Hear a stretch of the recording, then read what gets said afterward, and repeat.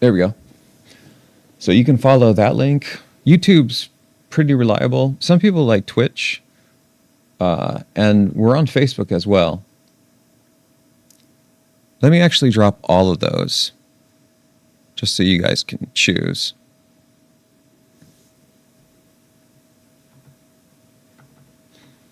I think YouTube's pretty great. The only thing I think is if you're not a Premier member, I think it sometimes doesn't, hey, sweet, Orange County. Love it. And I love Orange County. By the way, we've tried to fix the double line output on this thing. And so in theory, Claude and I worked on it after the live stream yesterday. So in theory, it should actually be solved now. Hey, Becky. Becky, you're on. Oh, come on. Okay. Hold on. What if I don't? I think that's something to do maybe with the. Oh. Okay. Looks like we still have more work to do. But at least we're not getting the double line output yet. We're going to hold our breath here. I don't want to say too much about it because I might just jinx it. But yeah, feel free to give roll call. I see some people are already dropping in from Orange County. And as always, dialing in from NorCal over here. Oh, let me update the Discord.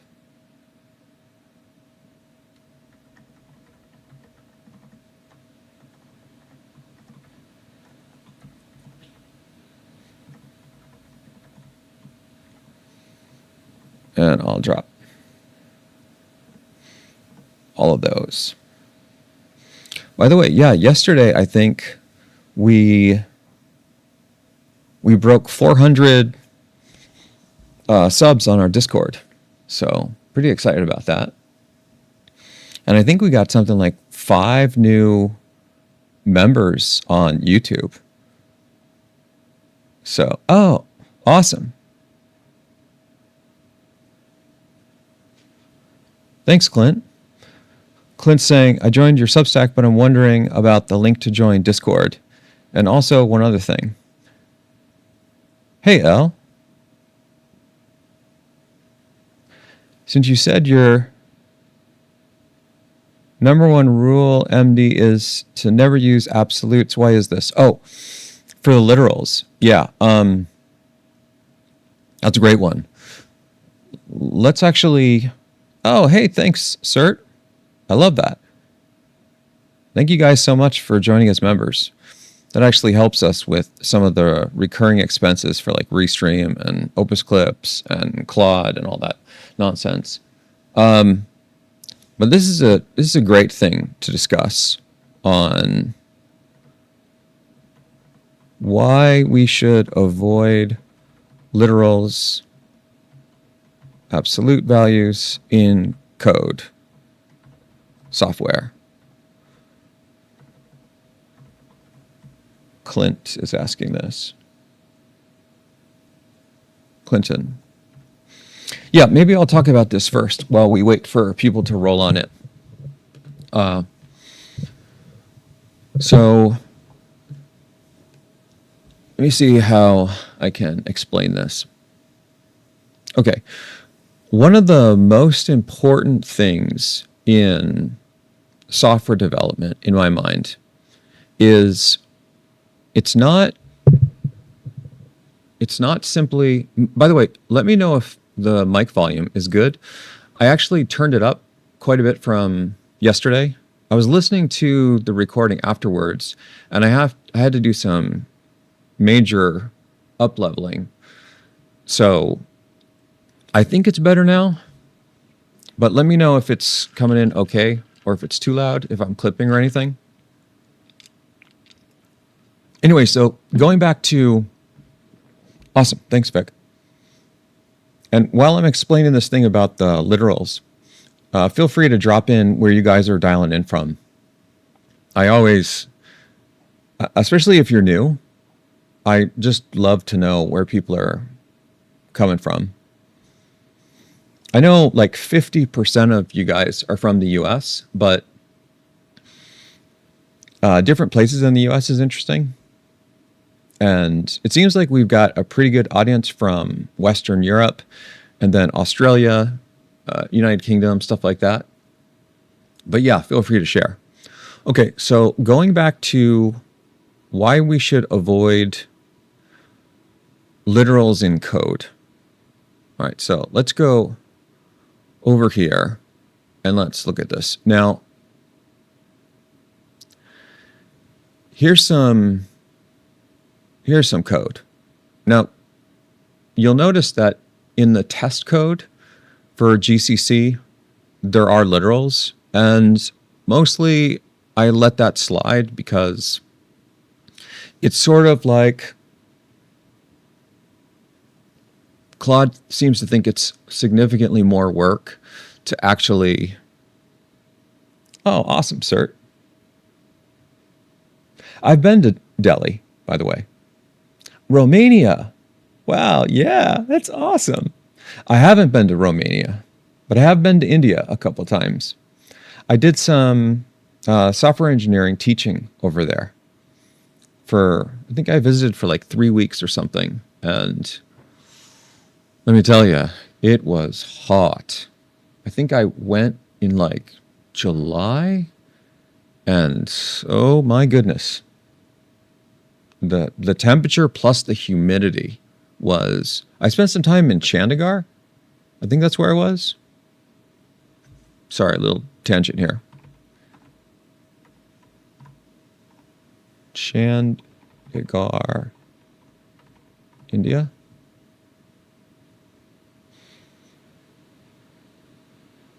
I think this is where I was.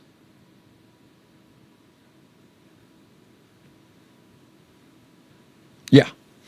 Cool. So I flew into New Delhi, and then I think I took the train up to Chandigarh. And I was there for... Can you guys see this? I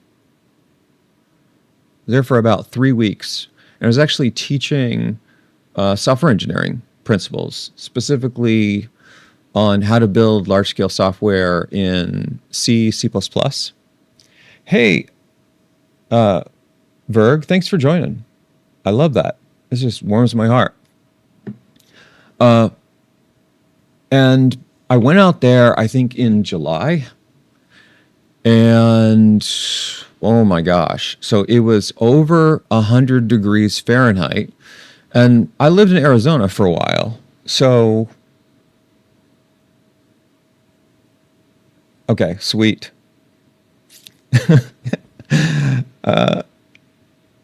Becky saying, I'm the size of a wall on the big screen now. That's awesome. Texas. Excellent. Yeah, we've got quite a few people from Texas. Anyway, so back to the story of Chandigarh. I think I had to go out there in the summer, and I've been in hot weather before. I lived in Arizona for almost a decade, maybe. But I'd never been in heat where it was that humid. And I mean, I was just covered in sweat the whole time. Even the place that I was staying in, I think even with an AC on, it never got below maybe 85 degrees. And I'm, being from Colorado and stuff, I think I was more acclimated to that kind of weather. And so this was a good learning experience. I'm very impressed for all of you from India that can handle that much heat. That's you're very hardened people. Anyway, okay, so going back to literals and why these can be really bad if you use them in your code. So I think a lot of people that are new to software, what they try to do is they try to create code that is functional. right? You want to create a software system that does what you're intending it to do. And that's a good goal. I think that should be, in many cases, the first goal for all software systems. But as you become sort of more experienced in software, what happens is you start to realize that simply having functional software at any specific point in time is not sufficient. And the reason for that is if the software is getting used, then you will more likely than not have bugs you need to fix, and your users or yourself will want new features to make the software better. And one of the big aspects that software brings that other systems don't bring, oh no, okay, sorry about that, Stu. So with software, one of its main strengths is its flexibility, its permeability, the fact that you can change it very easily into something else.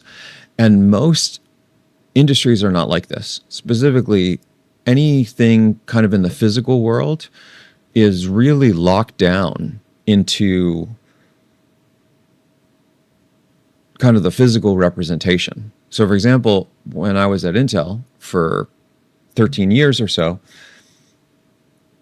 it would take us, I think, 4 or 5 years to build out a new processor. And if there were any mistakes in that processor design, correcting that, depending on how far it was in the staging, would take upwards of 2 years to correct, because things are, hey, Nigel, or Nguyen. So in the physical world, you kind of burn things in and you expect that it's going to stay fixed in that shape for some period of time. The model of a car, your phone design, your TV design, all that stuff.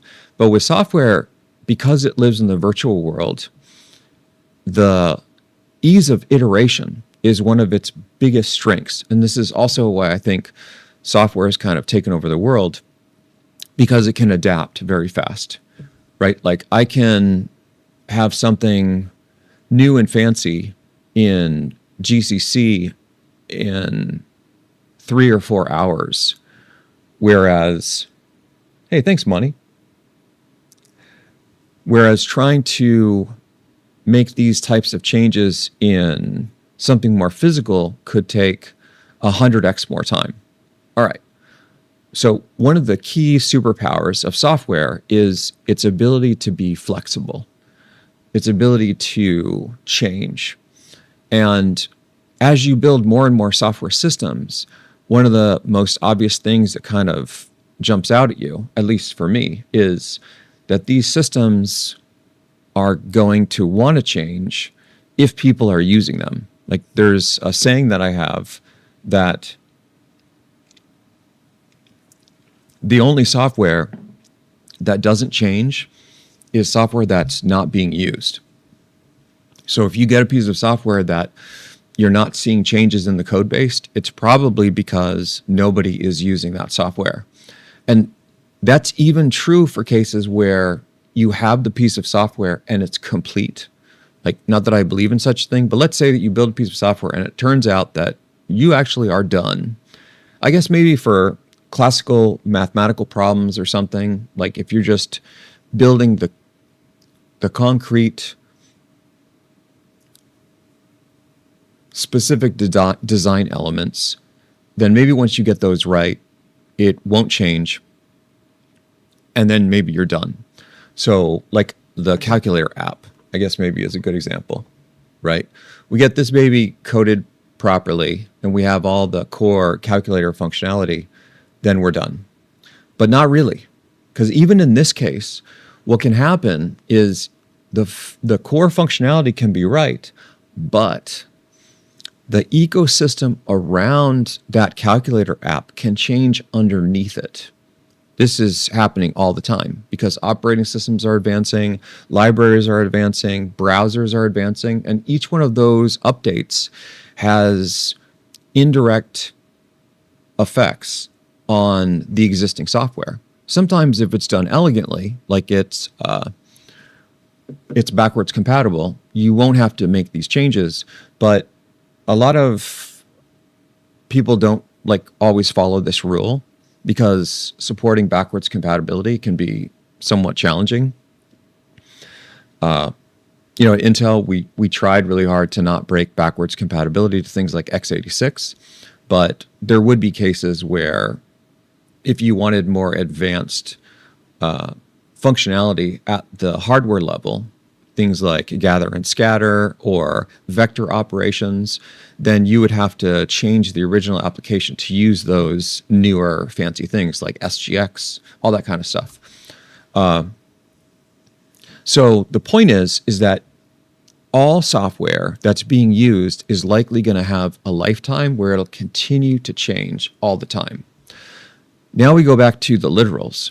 What literals do is they bind you to specific values that inhibit that flexibility. So this 1 in 5, first of all, one of the problems with the literals is, what does 1 in 5 mean? It's not immediately obvious to me. And so this is a bit of a problem because we want the code to be perfectly understandable. So then when any random person that's never seen the code before but knows how to read software code would be able to look at this and say, oh, I know what this stands for. So this is one of the first problems, is when you just use the concrete values, they don't necessarily, they're kind of like magic numbers, and they don't necessarily intuit their meaning.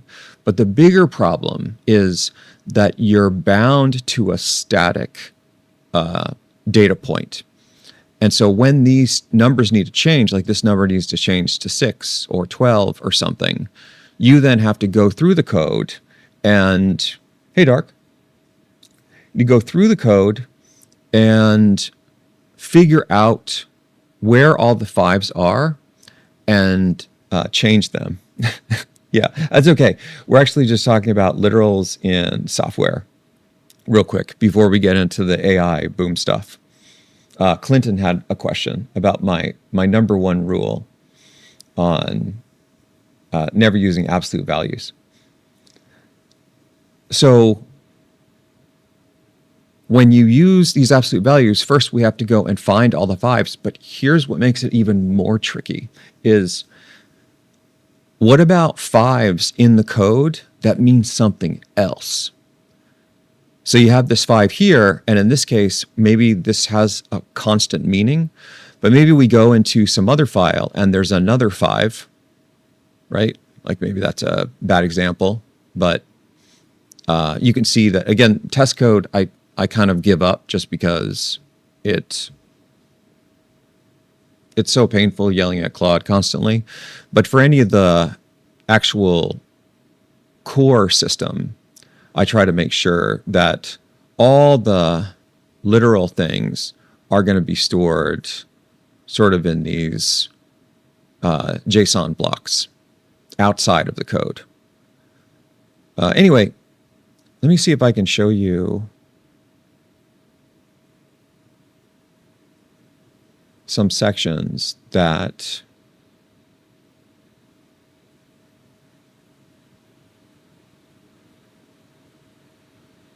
will give you kind of an example. Okay, so this kind of structure is much preferred for me. And this is like 2 levels of indirection. What's going on here? Here we have a concrete name for this string, so we're going to call it a new line. And this gives us basically a key identifier, so we know exactly what this constant means. Then you'll notice that inside of here, the reference is to a JSON file in this thing here. And so that's another degree of indirection, of abstraction. And then what that allows us to do is, this is actually a really important minor detail, is when you move the concrete values that are bound to the constants outside of the code and into data files, then what you can do is you can augment the runtime behavior of the software system without ever changing the code. So for example, if I want to change the actual underlying definition of new line, I don't actually change the code here. I just go into this JSON file and I augment this JSON element. So there's these 2 degrees of separation. And then that allows you to do really awesome things like change the runtime behavior, the style, the look and feel, all without ever changing the code. So anyway, I could probably continue down this rabbit hole for hours and hours, but Clinton, does that kind of make sense on why you want to pull out these absolute values and these literals and instead store them in things like JSON files, XML files, just sort of separate files that, like the way that I try to structure it at a very high level is there's source code and then there's data. And in the source code, that code should be principally operational code. It should be things that we have it because it's doing specific operations.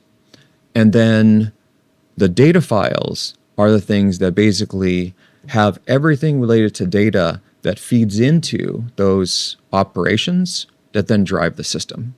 But you want a clear separation of those two.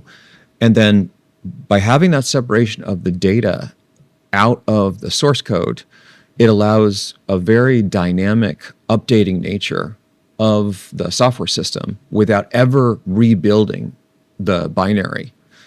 And I know that like in some languages like JavaScript and Python, it's not really that important because it's a scripted language. And so it's interpreted kind of at the runtime.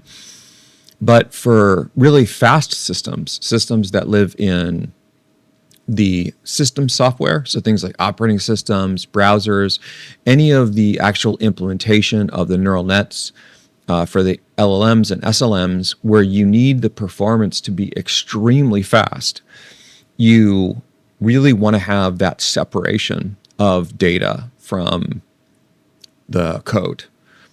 It just allows things to be significantly more modular and flexible.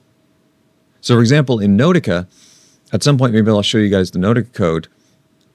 Basically, none of the resources for the Notica game are in the source code. It's all resource files. And what that allows me to do is I can change any aspect of the game that has to do with the style or the content completely without ever shutting down the server. And so that increases like its reliability. I'm really keen on building kind of like these software systems that are serious production quality and extremely hardened. Like I don't like when software crashes. I think that it shouldn't. I think really good software should probably have a 5 or 6 nines uptime. And doing this type of structure will allow you for that. Anyway, yeah, exactly. And I do think that it also can make it more secure. Yes, because then you can do additional things that allow you to encrypt the data. Whereas if it's just in the source code, like a password or something, the source code is, if it gets shipped or the symbolic information gets shipped, it's going to be visible for people that are inspecting it. But if it's in an encrypted data file, it will be ciphered, right? It'll have that layer of protection. So absolutely, Clint. Awesome. Okay, cool. This was huge on, yeah, absolutely. And I know that, oh, is it doing it? Okay, hold on. Let me yell at Claude real quick about the double output thing. We worked on this and it was like, I've got all these fixes, blah, blah, blah, bloobity blue.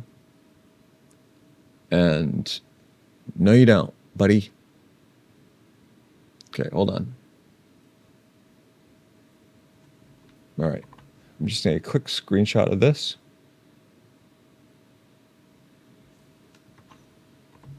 Sorry, guys. We're going to be, what I really want to do is I really want to start doing live streams every day. That's really what I would like to do. And to do that, one of the things I was thinking is I'll be actively kind of coding or working on like the Stanford content or figuring things out with machine learning, AI in the live sessions. Like, for example, augmenting and improving the GCC system while we're on the live stream. So hopefully this doesn't annoy you guys too much you can talk amongst yourselves for a moment while I send this over to Claude, see if we can fix this thing. This one's tough because I have to debug it while we're live. We tried to do as much of the testing as possible offline, but man, that's bad. But we couldn't see it because we had a hard time reproducing live stream chat. Okay, Claude, the double print is terrible right now. See the last two screenshots. How can this be this hard to effing fix? Figure out what's causing this now. Okay. All right, so let's just change this a little bit. I think it's with the renderer. I think it's a renderer problem. Okay, so now that we're done kind of explaining that, any other intro stuff people want to talk about before we dive into the core topic, which is, here's the core topic for today.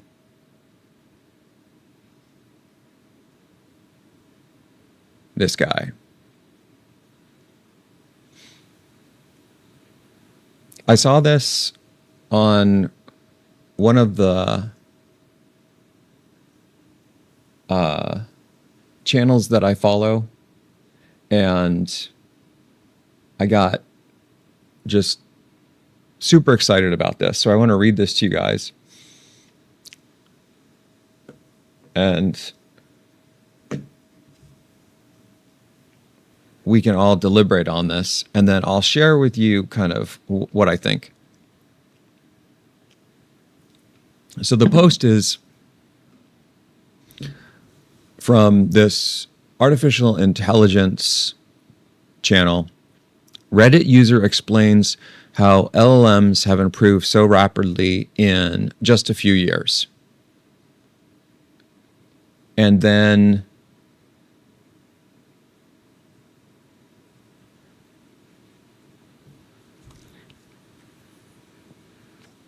yeah, seriously, Jack, that's exactly what I'm saying. I'm about ready to go in and stare at the code myself. I've just been so busy doing all the other things. I thought that I could hand this off to Claude and they could fix it, but clearly this is an impossibility problem. One of the things that I find with the AIs is they struggle on how to think creatively. And if I don't give them concrete instruction on how to think about really important problems, they completely stall out. And let's see, is this thing still working? Okay. And what I mean by that is when I was working on the clips last night from yesterday's live stream, Claude keeps ending the clip points before I finish saying the word I'm saying, right? And it's using Whisper to pull in all of that transcript data, and then it's telling it basically where the timestamps are. And it just can't figure this out. Now, I've told Claude hundreds of times, and I've burned this into its rules and tried to make this like a concrete hook, but it seems to kind of struggle with this. But I basically told it that the way to fix this is you have to stare at the wave signal for the audio. That's really the only way to fix this. You can't trust the transcript timestamps from Whisper. You need to follow that wave signal, right? And when the wave signal hits its minimum, that's when you cut, because that's when the word actually finishes. Now, without that single piece of data, without that little guidance, it would never figure this out, because it would just continue to use Whisper and the timestamps that are associated with it and just stare at the transcripts. So it's very possible that what's happening with Claude is it's not smart enough to think creatively. And so it's just going through the core things that it thinks are the problem. And because I haven't looked at the code to figure out, like, I'm almost positive that this is like a rendering problem. Because I haven't done that, it's continuing to have this issue. Hold on, let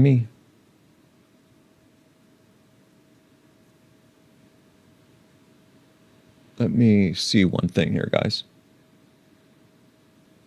Thank you for bearing with me.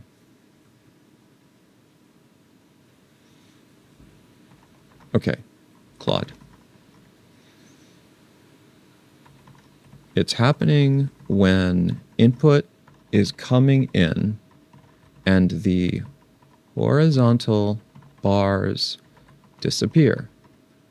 When those, this is I think one of the core problems. It's the horizontal bars that are disappearing, and it's getting confused on that. Like, that's something I think I just observed. Because when the horizontal bars are there, it's fixed. So I think I just figured out what the problem is. And it was probably looking in completely the wrong place, because it thinks that's what, so what it thinks is happening is it's getting multiple signals from Restream and it's printing the same line twice. What I think is actually happening is when it's trying to inject these horizontal dividers, it's sort of mislocating the point, and then it disappears, and then you get an extra line of output on the horizontal barrier line.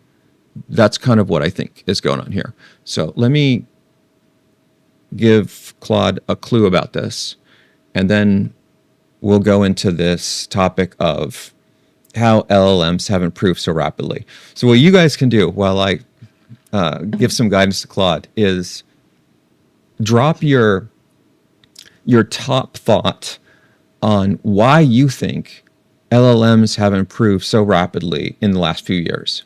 Like, just kind of one thing that's been the catalyst for this. And then I'll show you what they're thinking, and then I'll show you a timeline thing that I created. If you want to. No pressure. You can also just chill while I try to fix this thing.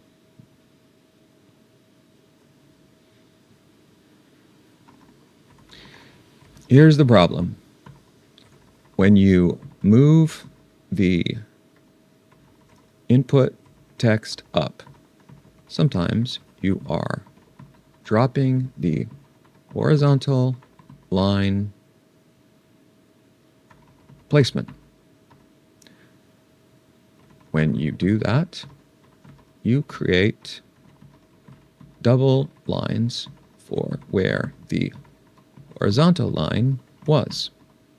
This duplicates the output, you piece of freaking garbage. I'm telling you, some of these real simple problems where it loses the ability to just think in any kind of critical way, it's the part that easily frustrates me the most. I mean, what do you guys think? So what you need to effing do is re-render the effing screen each time you pull in a new line of input. So you regenerate the effing horizontal lines. MF. Okay. Woo! I'm glad I got that out. Okay. Now Claude's going to try to figure this out. Okay, so we're going to this. The Reddit user explains how LLMs have improved so rapidly in just a few years. So before I show you my timeline and kind of my thoughts on this, do you guys want to take a stab at why you think this has happened?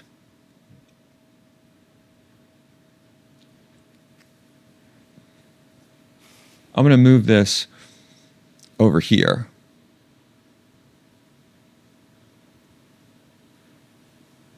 I'm going to move this like this. Okay.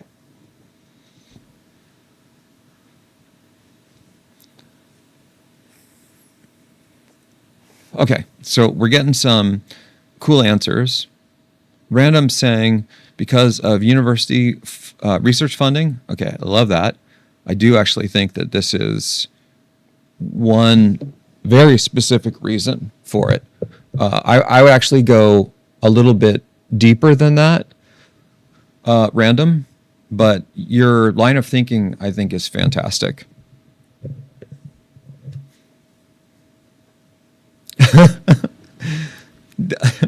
Don't listen to Goju. You have to answer. That's right. We're gonna boot you off the stream if you don't give an answer. We're gonna go through every single person on. If somebody doesn't answer, you're getting kicked. Oh, Zach, you're getting problems with Twitch? Let's take a quick check on that.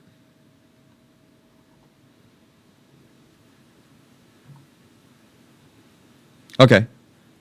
I'm seeing Twitch work okay from here. Zach, you probably can't see this, but I've got Twitch on my screen. Okay, this is a really good one. Tom's saying he thinks Transformers. I think this is a very good guess. Very good lean. Okay, Victoria's saying, or Victiova? Victiova's saying the fact it fits in an A100 and some quantized versions fit in 5090s. Okay, so Victova is talking about GPUs here. So the NVIDIA A100 GPU or the NVIDIA RTX 5090, just for people that might not know. And just feels like this is a real point of no return.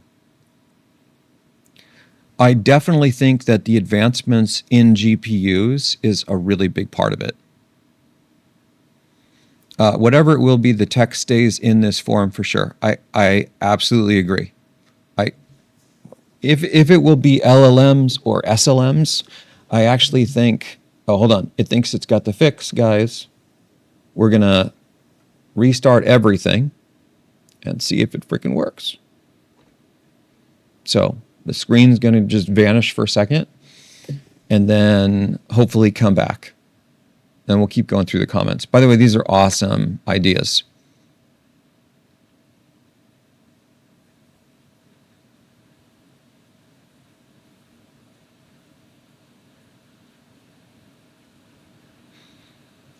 I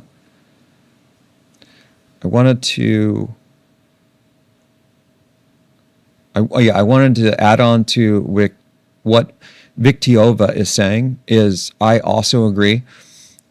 Whether it's SLMs, LLMs, diff, whatever, it seems clear to me that there's no way that AI is going away this time. Like we've had AI winters in the past. I don't know how old you guys are, so you might not have been around for the various AI winters that happened. I think you probably have to be at least maybe 30 or older to have lived through some of those. But there's been moments where the idea for AI under various different names, like expert systems and things, have come out and then not been good enough, and then they vanish. Basically, the market says, this actually just sucks. It's too slow. It's not useful enough or whatever. And so we're not going to actually pay money for this. This has happened multiple times. There's been, like, at least from my perspective, there's been multiple AI winters. Give me 1 second. Hit F5.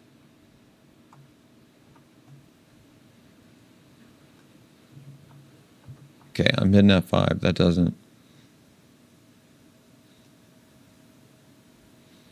Relaunch the chat window. Dum-dum.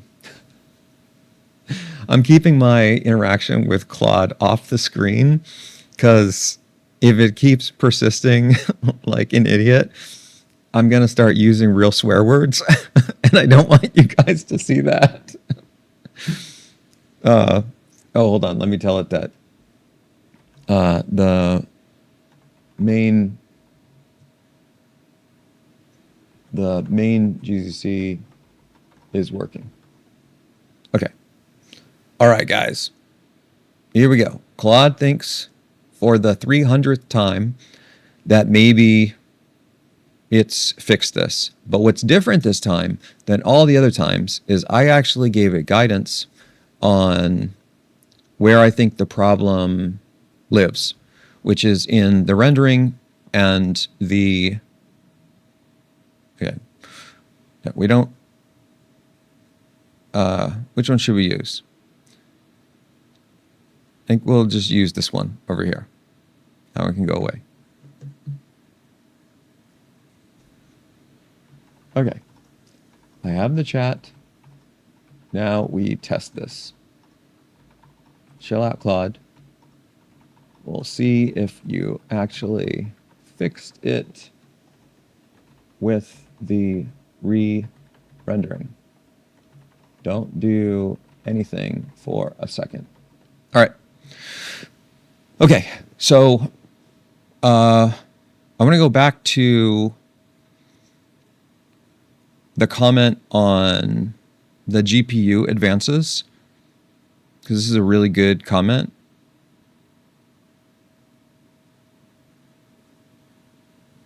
Somewhere in here.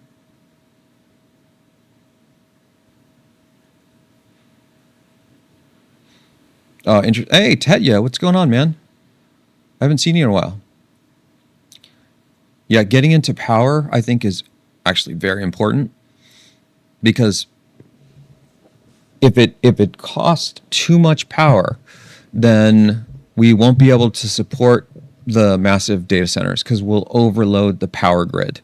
And in most systems that we have, the idea of actually oversubscribing to the power grid, the amount of power that we have being generated in various countries, is an absurdity. That's like crazy talk, because you would just never get to that point. But with these massive data centers for LLMs, it's absolutely happening. That you can build all the data centers you want. If they don't have power being fed to them because the power system, the power grid is being oversubscribed, you're not going to run anything there. Like, just doesn't matter. And we're already being oversubscribed with these data centers. Okay, Tom's saying, I think there's at least three things. Transformers, the electric current, and AI. What's confused souls? Is that just us being confused? Okay, these are, I love these answers. Jordan saying, I think it's got a lot to do with reinforcement learning methods. The corpus of knowledge hasn't changed that much, but we're feeding it very specific ways to solve problems, no creativity. Ooh, this is a really, really good point. Yes, this is super important, I think. Love this comment, Jordan. Okay, let me see if there's any other major ones that Dark Trap saying, I don't think AI is as serious a deal as people think. I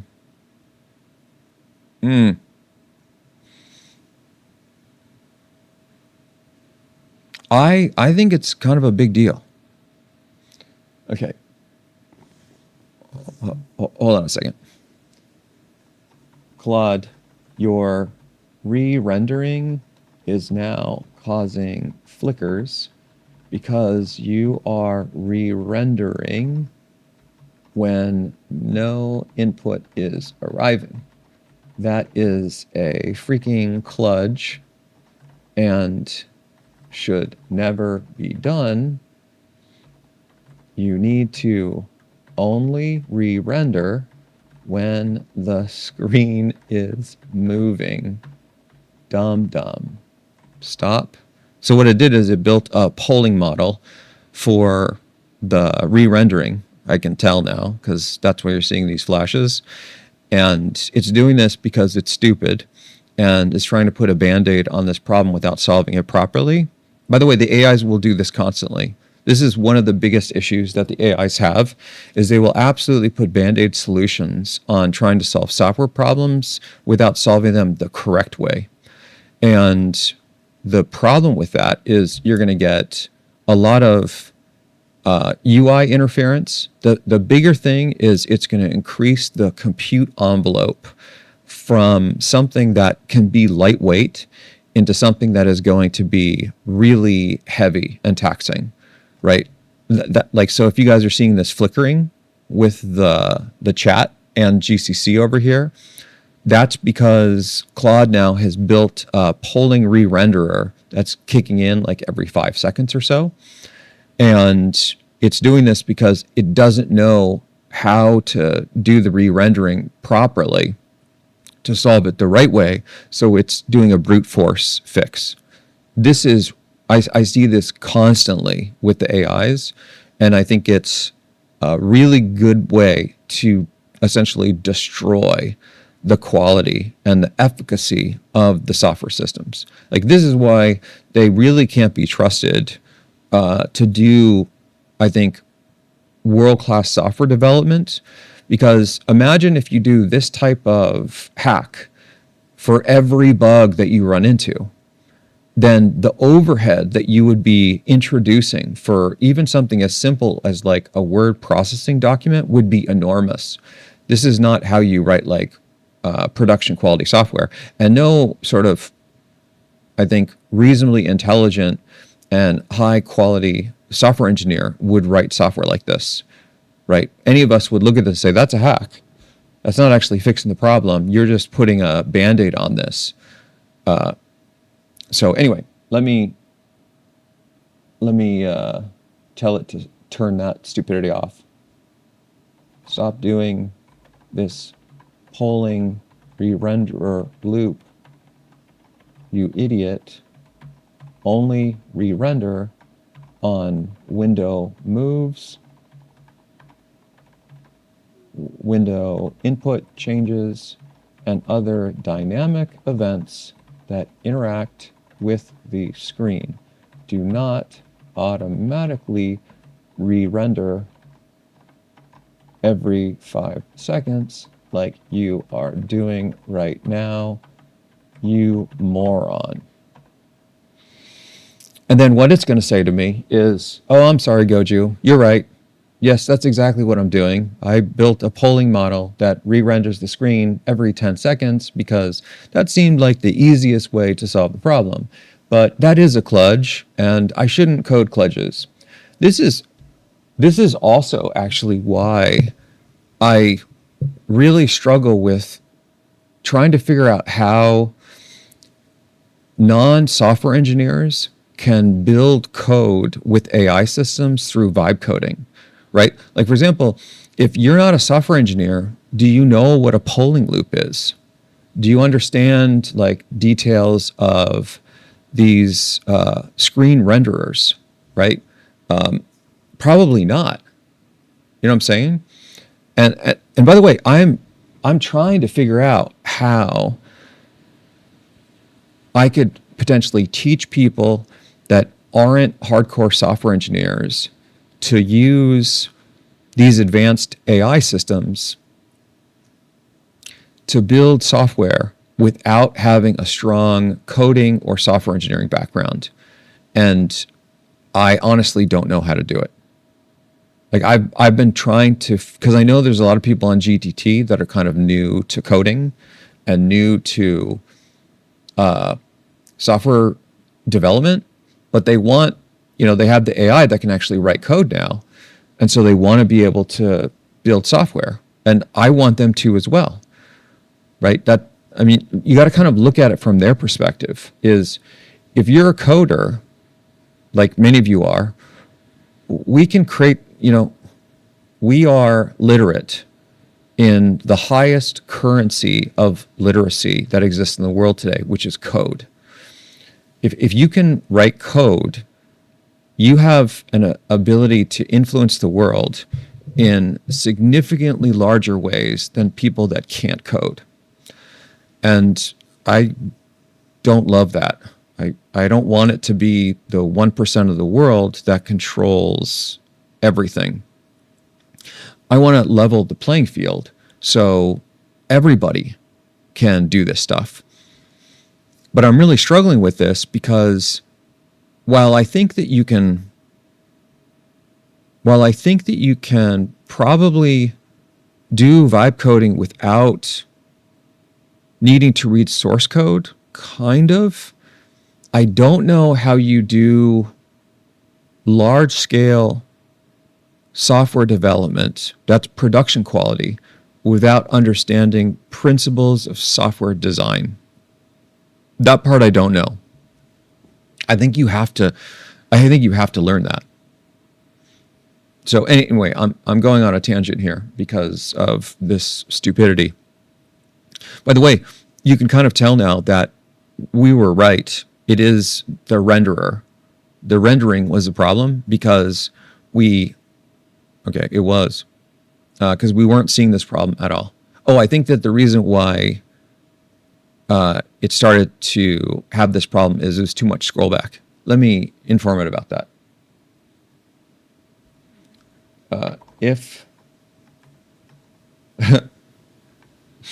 Okay, hold on, guys. I have to show you this. Because I was just telling you what it's going to say, and I want you to see this. It's hilarious. So I was saying, Claude, your re-rendering is now causing flickers because you're re-rendering when no input is arriving. That is a freaking kludge and should never be done. And you need to only re-render when the screen is moving, dum-dum. Stop doing this polling re-rendering loop, you idiot. Only re-render when window moves, window input changes, and other dynamic events that interact with the screen. Do not automatically re-render every 5 seconds like you're doing right now. And then it says, yeah, you're right. Clearing on every file sync poll is a polling kludge. The clear screen blanks the whole screen even when nothing is visible. That's the flicker. Let me rewrite that and fix it at the source. The ghost only appears when the feed's render output shifts. So the correct fix is making the pane repaint deterministically on movement. No timer. Yes, dum-dum. Yes. But this is the problem, right? Going back to how you would struggle is if you don't understand a lot of these lower level details about software, I don't know how you know how to fix that problem. Because without giving the AIs the specific guidance, at least the AIs that exist today, it's never going to fix this. And you guys are sort of the concrete evidence of this. Is you've seen that we've had this problem for weeks, and I keep just telling Claude to fix it without actually telling it what the fix is. And only when I'm telling it exactly how to fix the problem is it able to actually solve it the right way. So, yeah. Okay, give me one more second. I need to make sure it fixed the screen refresh on scrolling up and down.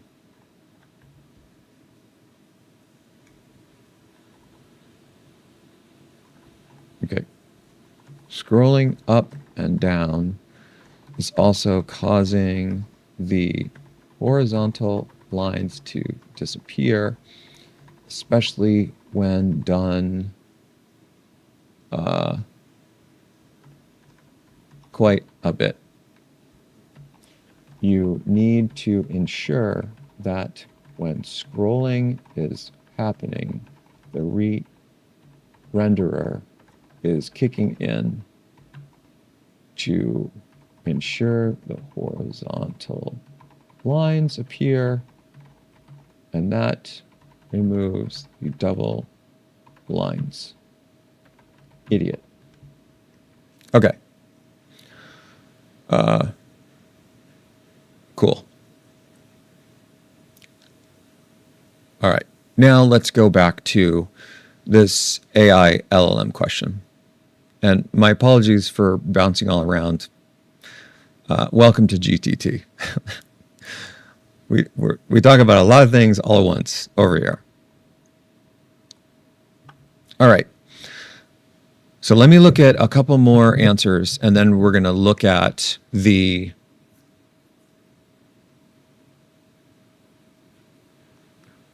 so that actually is a polling loop, Colin, and that was what was causing the problem. Is it was using a polling loop, and the polling loop would trigger at certain intervals, and those intervals, when being triggered when the input is not being received, caused the flicker. And so that's kind of exactly what you don't want to do, because the re-renderer happening inside of that polling loop, that's what this is, Colin. A while true is a polling loop. It just has a pause inside of the loop, because if you do a while true loop with no sleep inside of it, you will take the entire quantum of the CPU. It will stall the whole system out, essentially. So all polling loops work on compute quantums. And so what you do is you calculate how much of the quantum you've used to do the operations, and then what remains, you send it to sleep so then other resources on the machine can execute. Otherwise, you'll starve the other systems. And so that's exactly like what you don't want to do, actually. Okay, well, let's go back to this question. I want to just see what you guys have to say. Yeah, so this is a very interesting one. That Frog saying is, yep, but we don't need syntax really anymore. There's a lot of discussion and thoughts around this. Is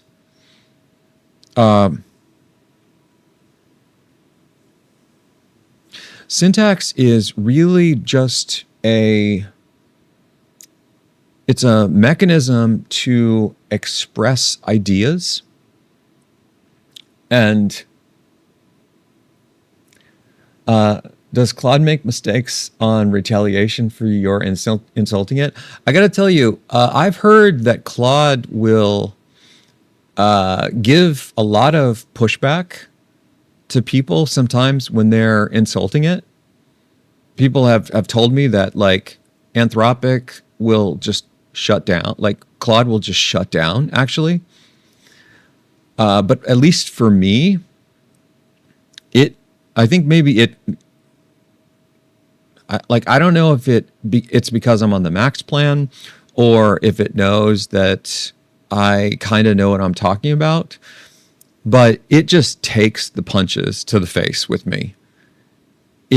I did notice that Opus 5 was actually giving me some lip when I'd say, "Hey, idiot." And then it would be like, well, I can't remember exactly how it responded, but it didn't basically say, "Yes, you're right, I'm an idiot.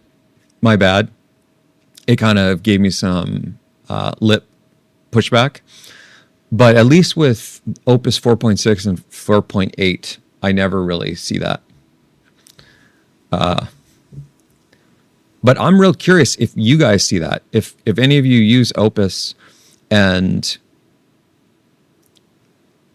if you get it, I've heard some people that if you use maybe the lighter versions of Claude, that it will actually cut you off if you start to insult it too much.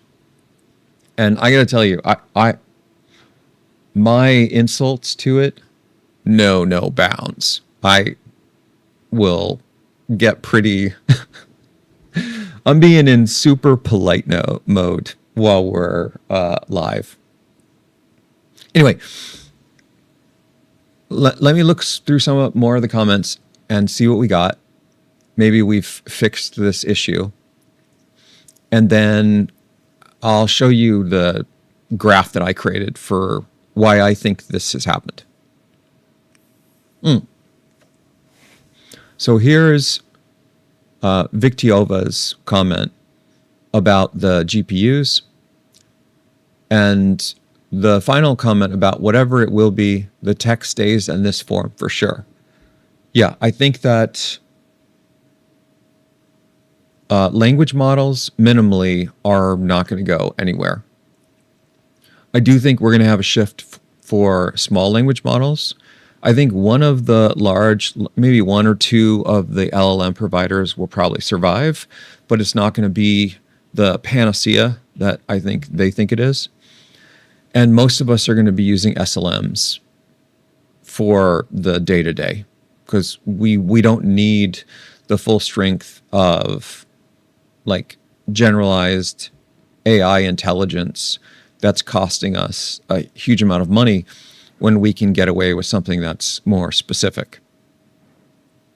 Okay.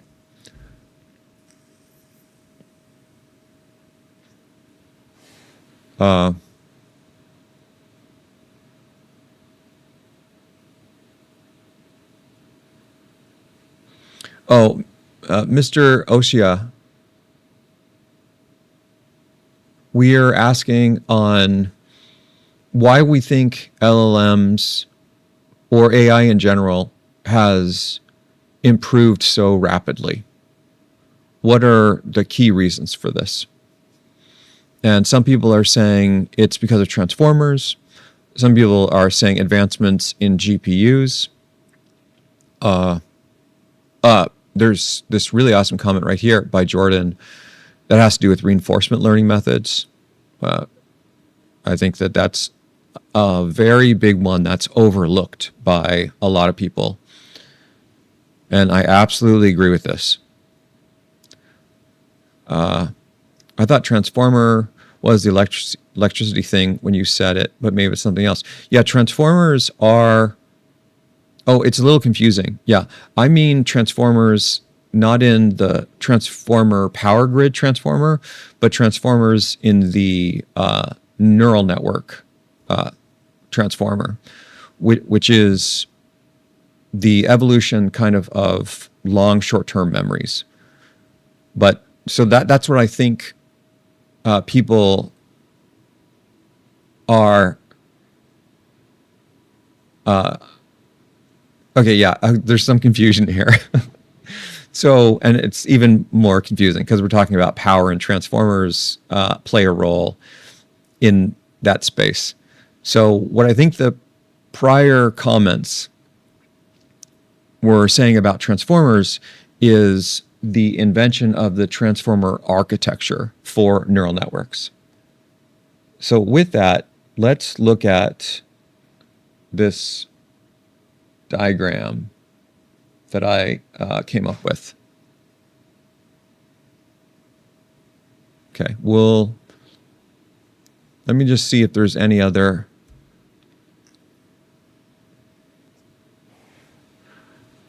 great comments here that I don't want to miss.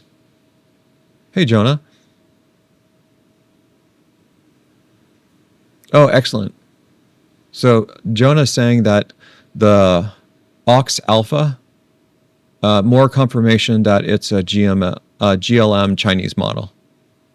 Excellent. I would love to know what you have heard about that.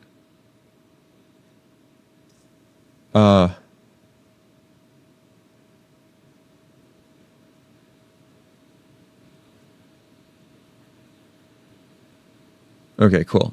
Everybody's getting looped here. Yeah. Okay. Awesome. We're all getting. There's really good community education here. I love it. You guys are helping each other out.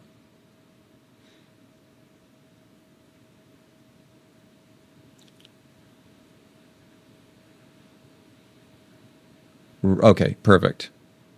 I appreciate the knowledge share. Dark saying, these companies that are working on modular mobile power plant, I know a state planned a contract for the company, but seen that a long time ago, don't remember what it looked like. Yeah, I think there's going to be really interesting changes to power grids, but I think a lot of that data center stuff I think it's going to be a massive spend on stuff that doesn't actually end up playing that big of a role. Because I think that, part of the reason why I think the massive data centers are being built is big tech wants to have data centers because they will eventually make a huge amount of money for them if they can force LLMs to rule the world and people give all of their money to essentially support the data center for the power grid. And I think that that's very confused thinking. I don't think that that's actually what's going to happen at all. And so it's going to be it's going to be billions and billions of dollars wasted on things that are not going to be used. Because I just don't think people are going to pay that much money for Google search or something, it's just slightly better than other existing technology.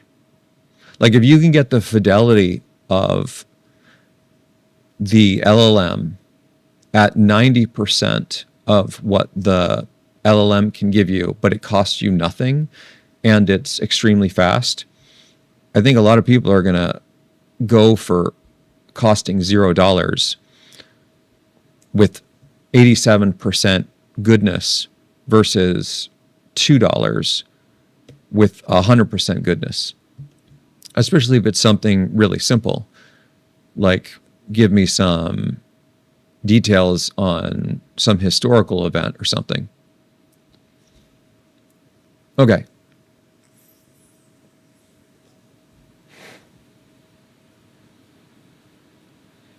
Zach saying, what I do is I use Grok to translate my vibe coding dumb language to software development language and then give it dev terminology to Claude. Okay, that's interesting. Yeah. Right. And I think that that's a good way to potentially move forward, Zach. But I think once you get into spaces where you have to refine the software to do something that evolves the existing functionality in a very specific way, then that might require some more technical knowledge. I mean, maybe you can do the layers of indirection from like a higher order AI to a second AI, and it does this translation thing. I mean, maybe that will work, but I haven't seen that done like successfully yet, I guess. Okay. I think we're basically caught up on all the chat. And I'm saying I used to get pissed off at GPT, then I switched to Claude at Opus 4.6, was pretty satisfied with it. Then after 5, I find it to be the reverse. Yes, I think a lot of us went to Opus 5 and then reverted, for sure.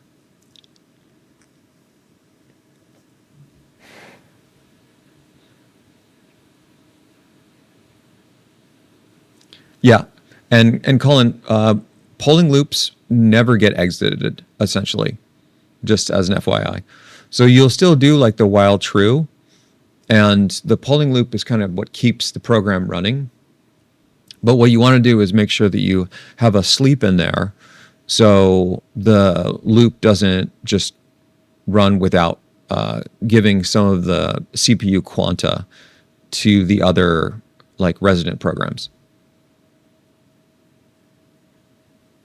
All right. Macchio saying he thinks model size, I think that's a really good observation, as enabled by 2, compute as backstopped by 3. Oh, wait, sorry. 1 is model size.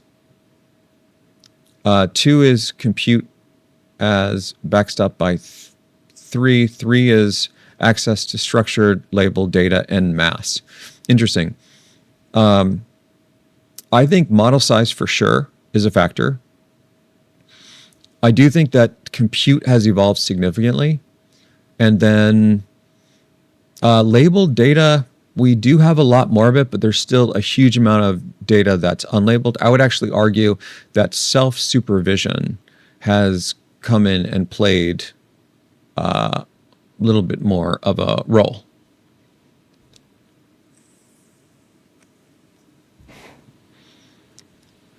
Void Analog saying, whether some people like it or not, syntax still plays a big role. Yeah, this is a tough one because the syntax, in a lot of these formal systems, the syntax is the thing that guarantees that we can communicate precisely what our intention is. And this is also a big reason why the AI systems, I think, are able to produce things related in code form with higher fidelity than things in natural language. And that's because with the natural language stuff, it's very ambiguous. So it's open to interpretation, where code, depending on how strict it is very precise, and you don't have misinterpretation. That's really important because then you can kind of verify that what you're saying or what it's doing is actually what you're asking it to do.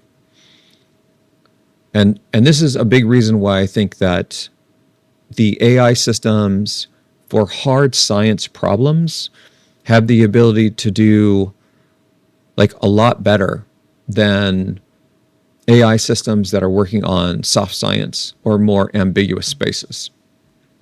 All right. So now let's actually just take a look at what I came up with. Hopefully all you guys can see this. Where am I going to put this? I guess we'll just put it right here. All right. So this is going, let me just move this over here. You can see this. This is our original question. How LLMs have improved so rapidly in just a few years. And this guy's originally saying that I was using the chatbots in 2020. They were a complete joke. Couldn't remember what you said 2 messages ago. Now they're writing code, making full videos, passing bar exams. What actually happened? Was it just throwing more compute power at it? Did someone figure out something fundamental? It genuinely feels like it went from 0 to 100 overnight, and I missed the memo. And I think it probably feels like that for a lot of people. I do think that it evolved very fast. I mean, if you weren't paying attention to it, I think if you were paying attention to it, it probably maybe didn't feel like it was that fast. And then these guys are chiming in with some details on when they think some of this stuff happened. So they're making a comment about somebody was mentioning one of the big shifts on the models was the size. And so there's a comment about this in 2018, 2020. They started to make them really big. Then OpenAI pretty much figured out that models themselves don't need to get bigger. They just need a whole lot more data, basically all of the internet and every book in the world. I don't know if I would agree with that, actually. I think that they are getting significantly bigger, and that's why you're seeing things like these models that are in the trillions of neurons, because that is new. That wasn't happening, at least to my knowledge, 5 years ago. I mean, first it was neurons in the millions, then it was neurons in the billions, and then now you're getting some like Kimi K3 that's in the trillions. So that would show that it is actually sort of exponential growth on the model size, and that is not stopping. But I do think that that's only related to things that are sort of general purpose, and that for specialized systems, they don't need to be that big. Okay, here's another interesting point that they make, which I absolutely agree with.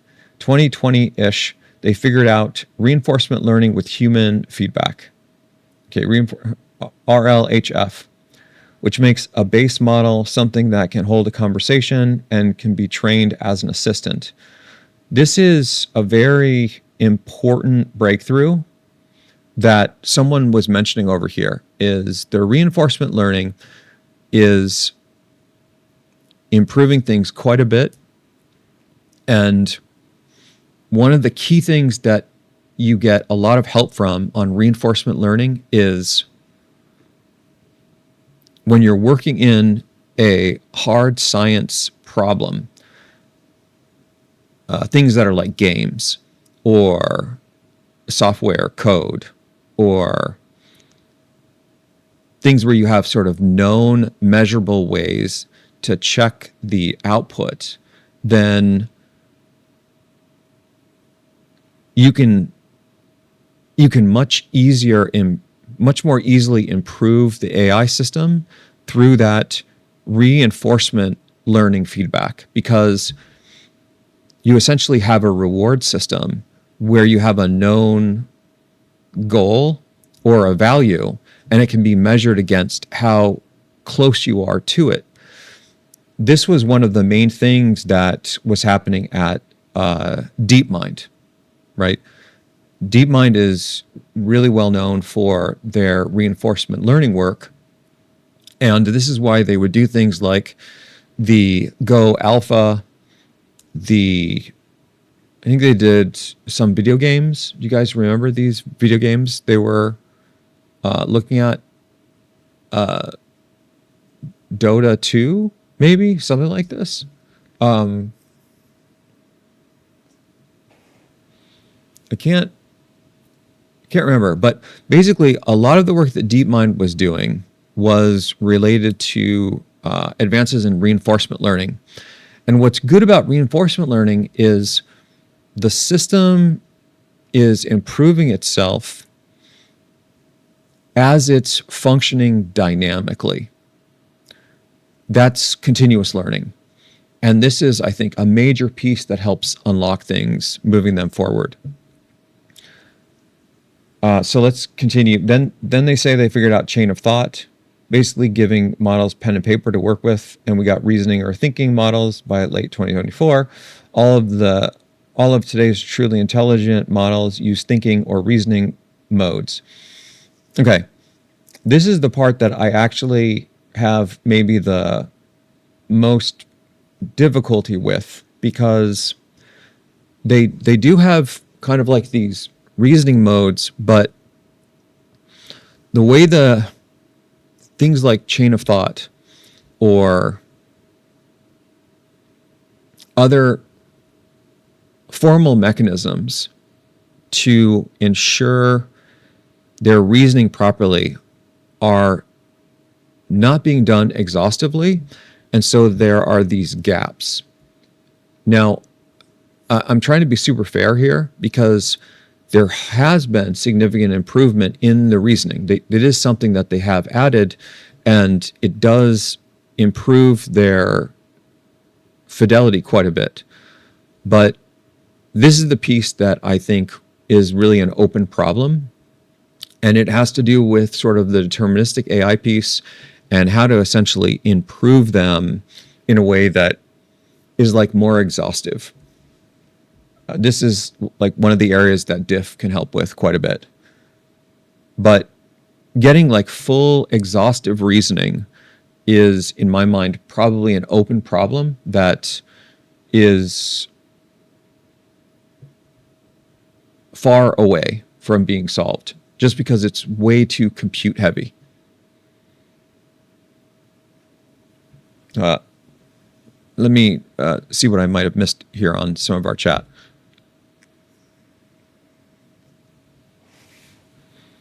And I'm saying, I read something on Reddit from a Google engineer saying they had something like GPT a year before ChatGPT was out. They didn't release it, though, since it would have been a competitor to search. Interesting.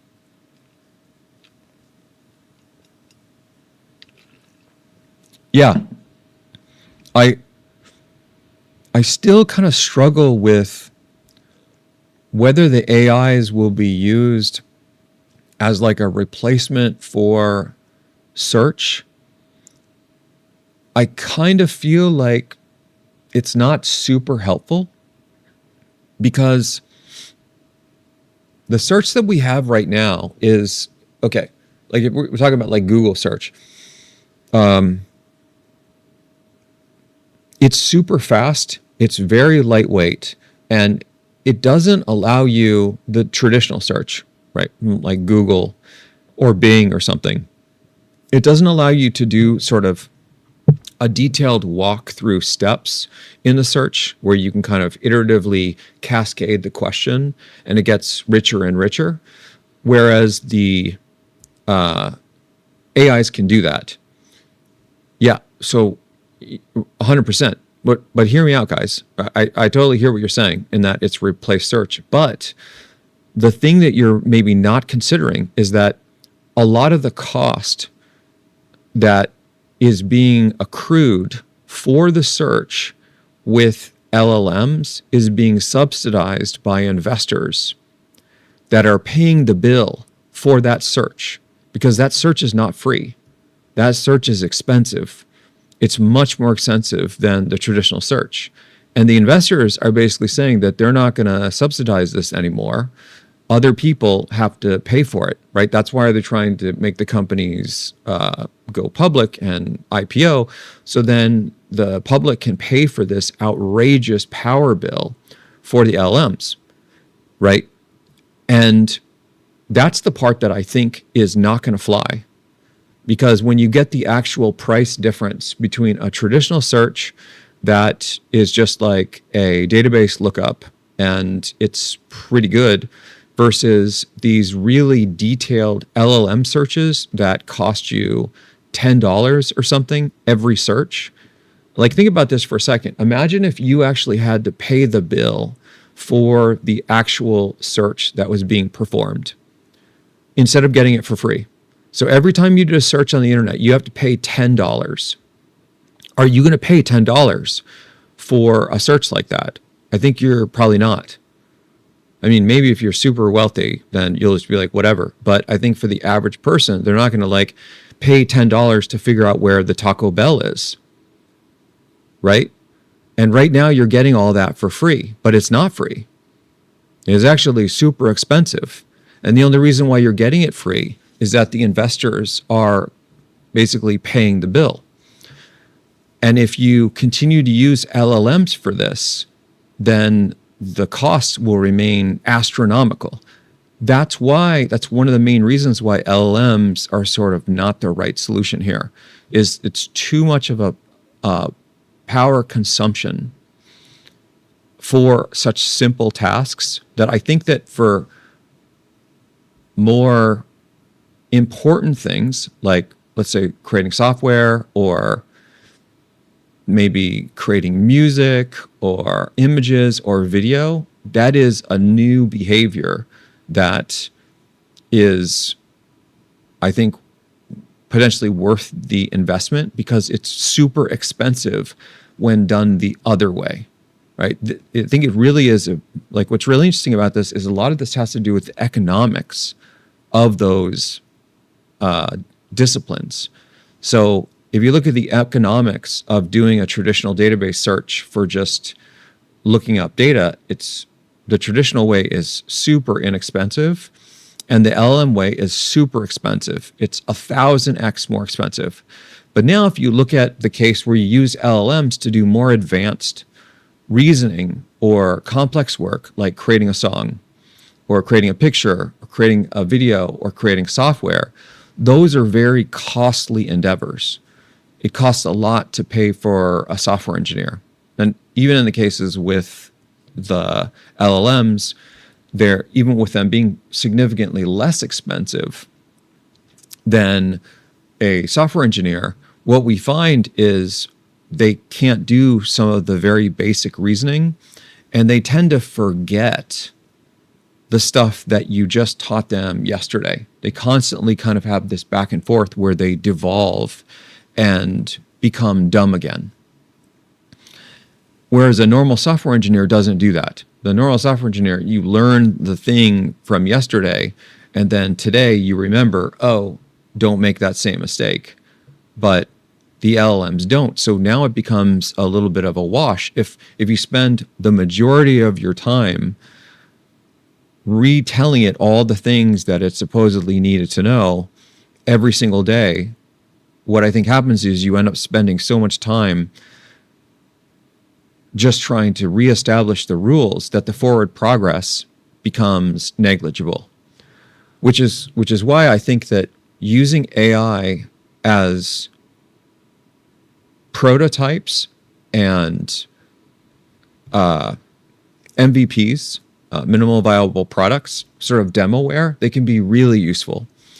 But once you try to use them to iterate on very large, complex software projects, this is where I think that they are pretty challenged, at least in their current form.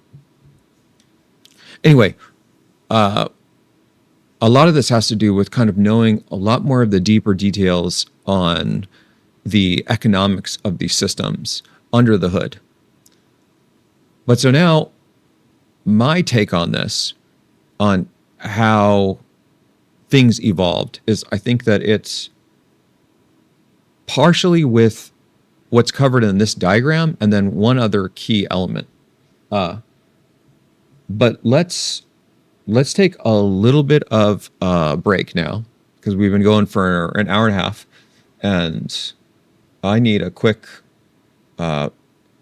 refresher. So we're going to pause for 5 minutes.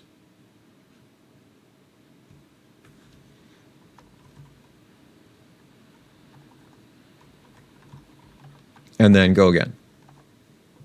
Okay. Go grab your caffeine and all that stuff, and we'll be right back. And then we'll get into this.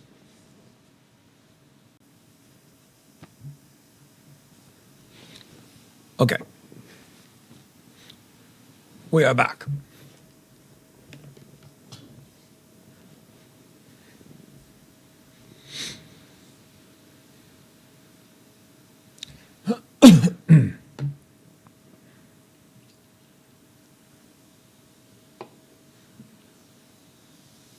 All right, we can minimize this thing. I guess I can probably close this.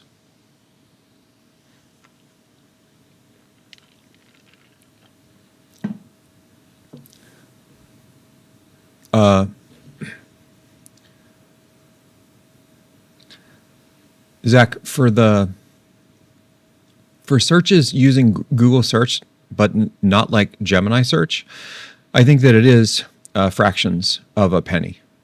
But for things like Google Gemini search, I think it's significantly more than that. And it's mostly being subsidized by the revenue from the other departments in big tech for big tech companies, or it's being subsidized by the investors for the super rich startups. At least that's my understanding of where things are right now. All right. Oh, yeah. And just as a funny aside, for any of you guys that might be feeling like you're having a really bad day, you're probably not having that bad of a day as good old Zuck over here. So just a little refresher if you guys aren't aware of this going on. But Zuck is facing this $1.4 trillion lawsuit and penalties for purposely damaging kids with the meta algorithm. And that's basically the entire sum of his wealth. Now, I have no idea how this is going to evolve. None whatsoever. But I think that my problems are probably significantly smaller than his problems on that front. So if you feel like you're having a really bad day, then you can just be reminded of this, and you're probably going to feel like maybe you're having at least a little bit of a better day. All right. Back to our timetable here.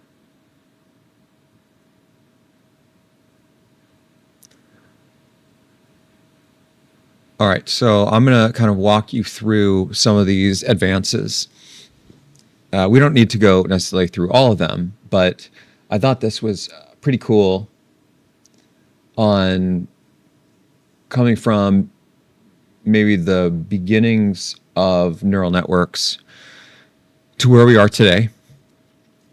And so really neural networks started maybe in the 1950s. And at various points in here, there were kind of like these really interesting evolutionary steps when the technology was looking like it was going to maybe putter out and not go anywhere. And then it was kind of saved by various types of innovation that overcame things. One of the first ones that happened is back in the 1960s, late 60s, we had this thing called perceptron learning. And this is sort of the first form of learning for neural networks. And the problem with perceptron learning is it could only solve linear problems. So you have like a 2D space, and as long as you could separate the classes or whatever you're looking at on one side of that line and the other, it would do fine. But if you didn't have a linear space, if you had something that had like a curve to it, you couldn't solve this. And there's actually really simple diagrams, things like XOR, that are nonlinear, and it couldn't solve things like that. So for a long period of time, so a lot of people actually thought that neural networks were cooked, that it's not going to really take us anywhere. It should just be thrown out. And then we invented this new form of learning called backpropagation. And backpropagation is maybe one of the most fundamental steps forward for neural networks, because they allow you to solve problems that are nonlinear. And this allowed us to make a massive step forward in solving things like XOR and other things. And by the way, I'm just kind of trying to recall this from my memory, so I might be getting some of these details not exactly right. We just whipped this together this morning from that Reddit post. So anyway, you're moving forward and you're making more advances, but then this advancement here in 1997 is super important. This is when LSTMs came out. And with LSTMs, that stands for long short-term memory. This is a recurrent neural network. And what it allows you to do is keep state for processing information that's sequential, time series types of stuff. Like we were talking about in maybe some of the prior live streams. And this is the way that you would do predictions for the last word, or a prediction of what event, what anomaly event or something you think is going to happen, right? It's sort of one of the foremost ways that you could solve these problems. And this is kind of what people used before the invention of transformers. Now, the reason why LSTMs were a little bit of a bottleneck is it's not that LSTM technology wasn't incredible. It was that because LSTMs use recurrent memory, they can't be parallelized easily on GPUs for their training. This was maybe like one of the biggest issues. And because of that problem, the time that it would take to train an LSTM would be massive.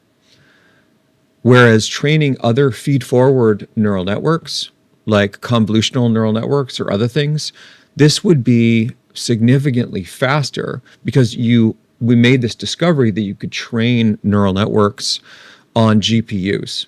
And this actually works out really well because when you look at the structure of a neural network, what you see is it's largely a linear algebra problem, and GPUs are really good at linear algebra.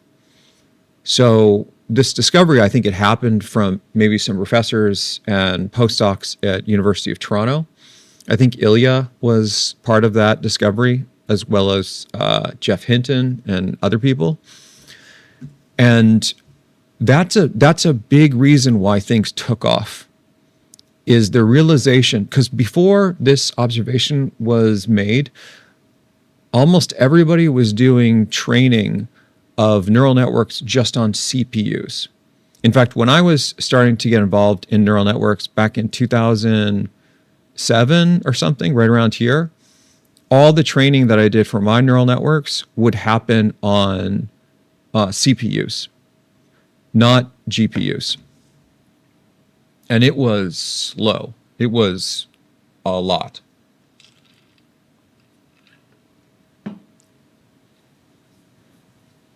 Awesome. Cool. You guys are throwing in some extra data here to even help me learn. Okay. Then, I'm not sure what this attention sequence to sequence piece is. That's probably from Claude. Word to vec was basically just an embeddings thing. It just did it was actually I don't know, not that big of a deal in my mind, but I guess it advanced things. It's just the idea that you can use an embeddings to translate words into these vectors of numerical representations, and then they function as more compressed symbols. It's, pretty basic. But this is the one that a lot of people talk about, is the attention is all you need paper in 2017. And this launched things forward significantly because this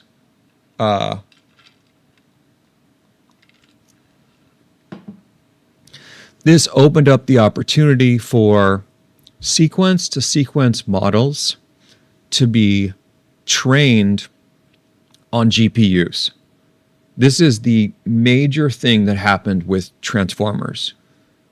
So when I teach this at the university, I try to focus on these 2 points because this covers kind of like the conceptual importance of transformers. Prior to transformers, when you did sequence-to-sequence training, so it takes a sequence of things and it outputs a sequence of things, the training of those models had to be done essentially. You couldn't actually. Yeah, I know, right? I know. Dark, just so you know, I was actually drinking some hot tea before, and then I stopped. I forgot.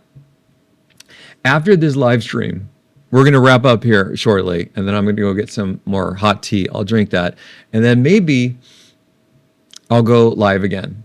Because as I was mentioning to you guys, I want to try to start going to live every day, at least for a little bit, so we can sync on various, I don't know, mumbo jumbo. But I had to have like the infrastructure set up with GZC and all the stuff that Claude and I are building in the background to speed up the pipelining of this. And we're getting close. Anyway, so prior to transformers, the big thing to keep in mind, this is the most important piece. You couldn't really train sequence-to-sequence models on GPUs. They didn't really have the speed up benefit that you would get from all the other types of models.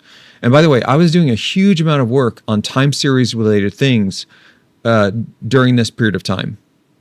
With LSTMs, you can actually read some of our research papers on this, and it was good stuff, I think.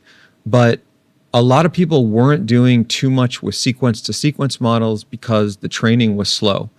This is when we had like major bottlenecks still in training sequence-to-sequence models, but you could do training for feed-forward models and convolutional neural networks really well on GPUs because they didn't have that back edge. They don't have the recurrent memory.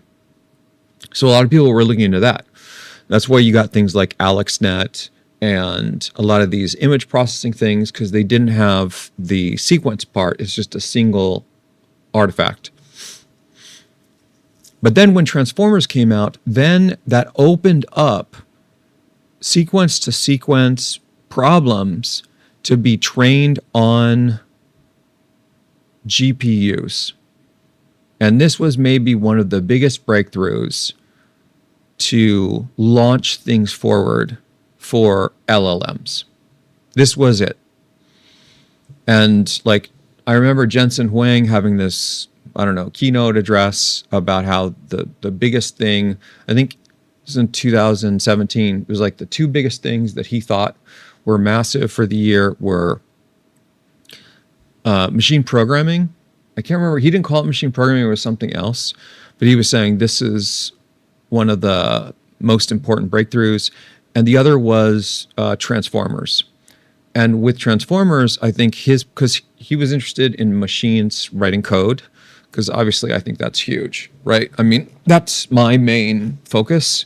And when you have machines that can write code, you can, like, I actually think that a lot of the real bottleneck in advancing the world is that we just don't have enough software systems.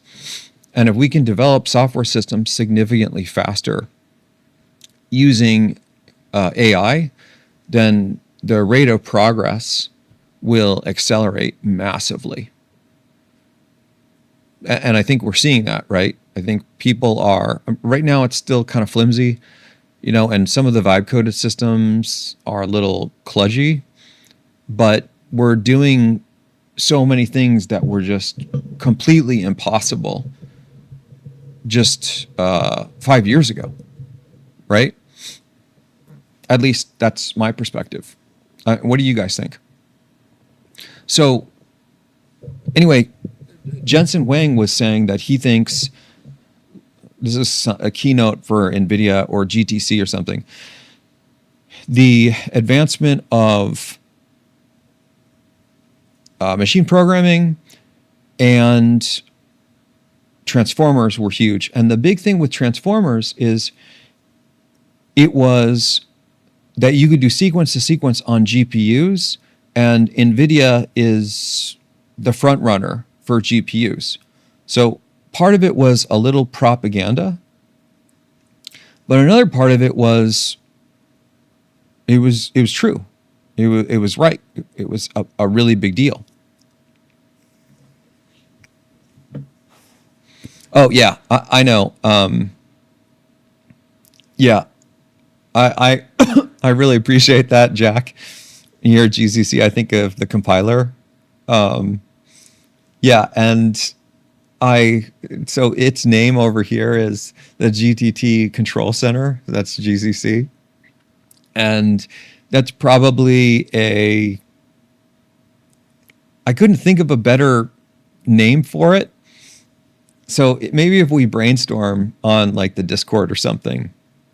Oh, speaking of which, now would be a good time to take a quick pause and let me just throw out the Discord link for all you guys. If you're not on the Discord, because you'll get all the updates and all the stuff, and it's a good place to stay current on everything related to GTT. There's the, okay, you're gonna, I just dropped it on this guy. Huh. It's like it didn't like my post. It seems like everybody else's. And you guys are, okay, I think it's probably broadcasting to whatever system you're on, but somehow it's not showing up on GCC. So anyway, feel free to join that. And also remember, if you join the YouTube as a member, you get the full live streams with 0 ads. And I also do silence removal. And every member helps support the channel, all that stuff. But only if you can afford it. It's like 99 cents a month. Anyway, so we have the advancement of, or the introduction of transformers, and this started to change a lot of things because sequence to sequence problems are some of the most interesting in my mind that we work on. I mean, anything that's written is like a sequence to sequence thing. Code is sequence to sequence. Music, sequence to sequence. Movies, like videos, sequence to sequence. It's like one sequence after another. It's an ordering of events. Things that are not sequence to sequence is like it's a discrete thing, like a single image or whatever. So this was a massive breakthrough for sure. And basically the way that it works is it basically springs forward on the structure of the LSTM, except rather than having a recurrent edge, it has an edge that leads to the next input and then it comes up into the system. And what that does is essentially enables you to not need a back edge. And when you get rid of the back edge, you get rid of the need for recurrent memory. And that recurrent memory was the one thing that was stopping them from being trained on GPUs. That's it. That's basically the difference from LSTMs and transformers in a nutshell. Did that make sense, guys? From there, things started to really blow up with different forms of transformers. This general pre-trained transformer, the GPT stuff, right? And then they started calling them language models because they would use transformers to do things related to language. Kind of like that serial ordering of words in a sentence. And the original name for the transformers, I think by the way, this happened at Google.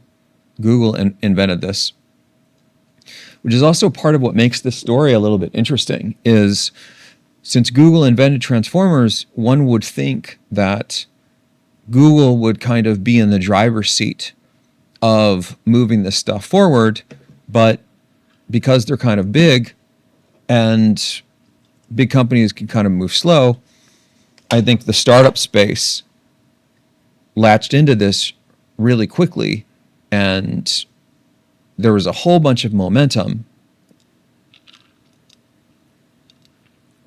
And from that momentum, you got places like OpenAI and Anthropic and others to make forward progress and kind of take over the race temporarily. How that's going to play out long term, I think, is still a little bit undecided. But anyway, this is, I think, covers a big reason why this stuff happened. The last piece I want to share on this, there's actually two more minor pieces. And then we need to turn our brain offs for a second, because this is getting really deep. We need something lighter. Is one piece goes back to reinforcement learning. And this part right here.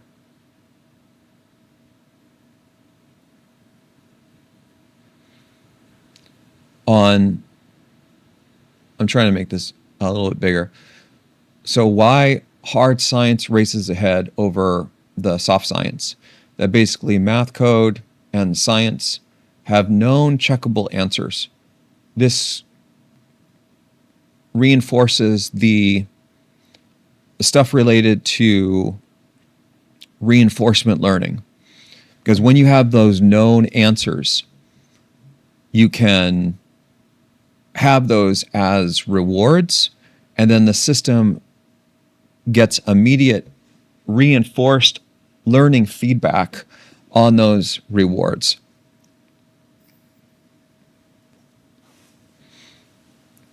And that's a huge piece of why the technology has moved forward faster in the spaces where it's hard science than in the spaces where it's soft science.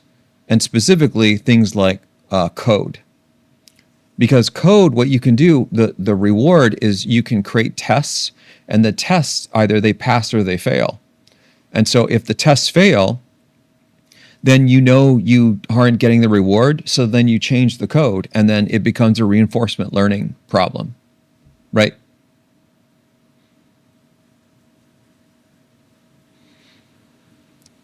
Okay, and then the last piece, that it would be totally disingenuous to tell this whole story without this last piece. That last piece is this. Huge amount of money that the investment in capital on this has been enormous, and that has fueled the growth of this significantly. That once you have that, and you have enough people seeing that this has value and investing incredible amounts of money, then you can make these extremely massive steps forward.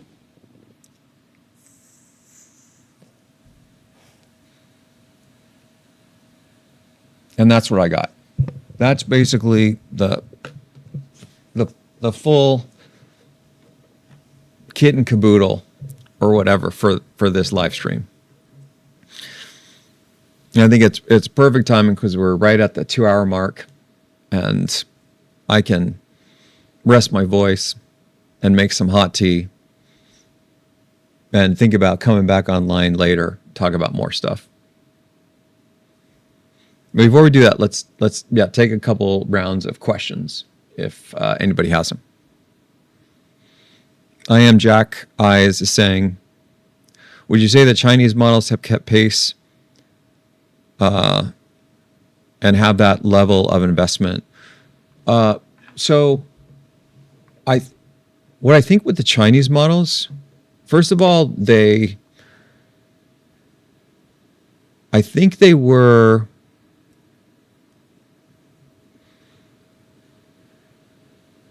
I think maybe the Chinese models were trailing for some period of time.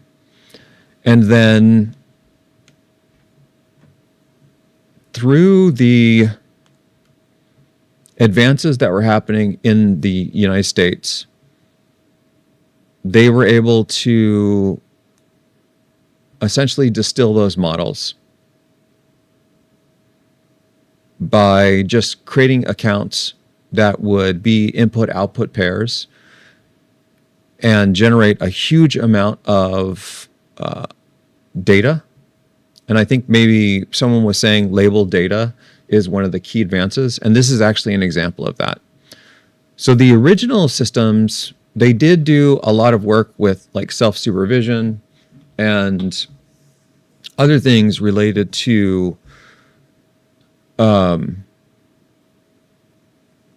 of like sweatshop,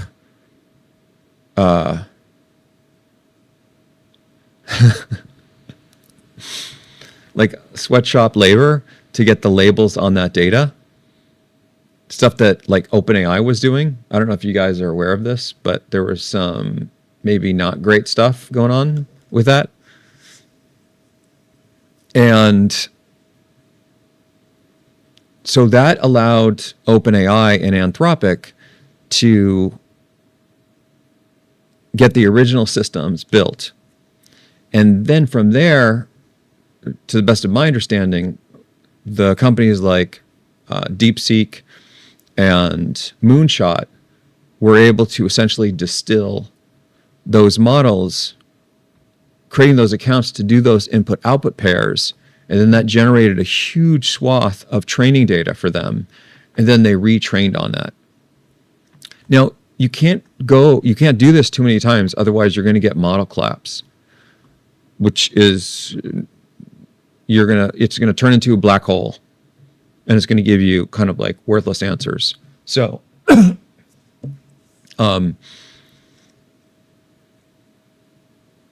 that I think has helped the Chinese systems quite a bit. Okay, I'm going to actually take Dark's advice, and I'm going to make myself some hot tea because I want to keep talking about this, and you guys are still pretty engaged, and we've got a bunch of people on and all this stuff. So how about you chat amongst yourselves for a couple minutes, and you can look at this crazy timeline, and look at that. That's a lot of money, guys. I don't necessarily know that Stargate actually got that 500 billion, but I remember when they were talking about it. This other stuff I think has actually happened. I think that SoftBank did invest 40 billion into OpenAI.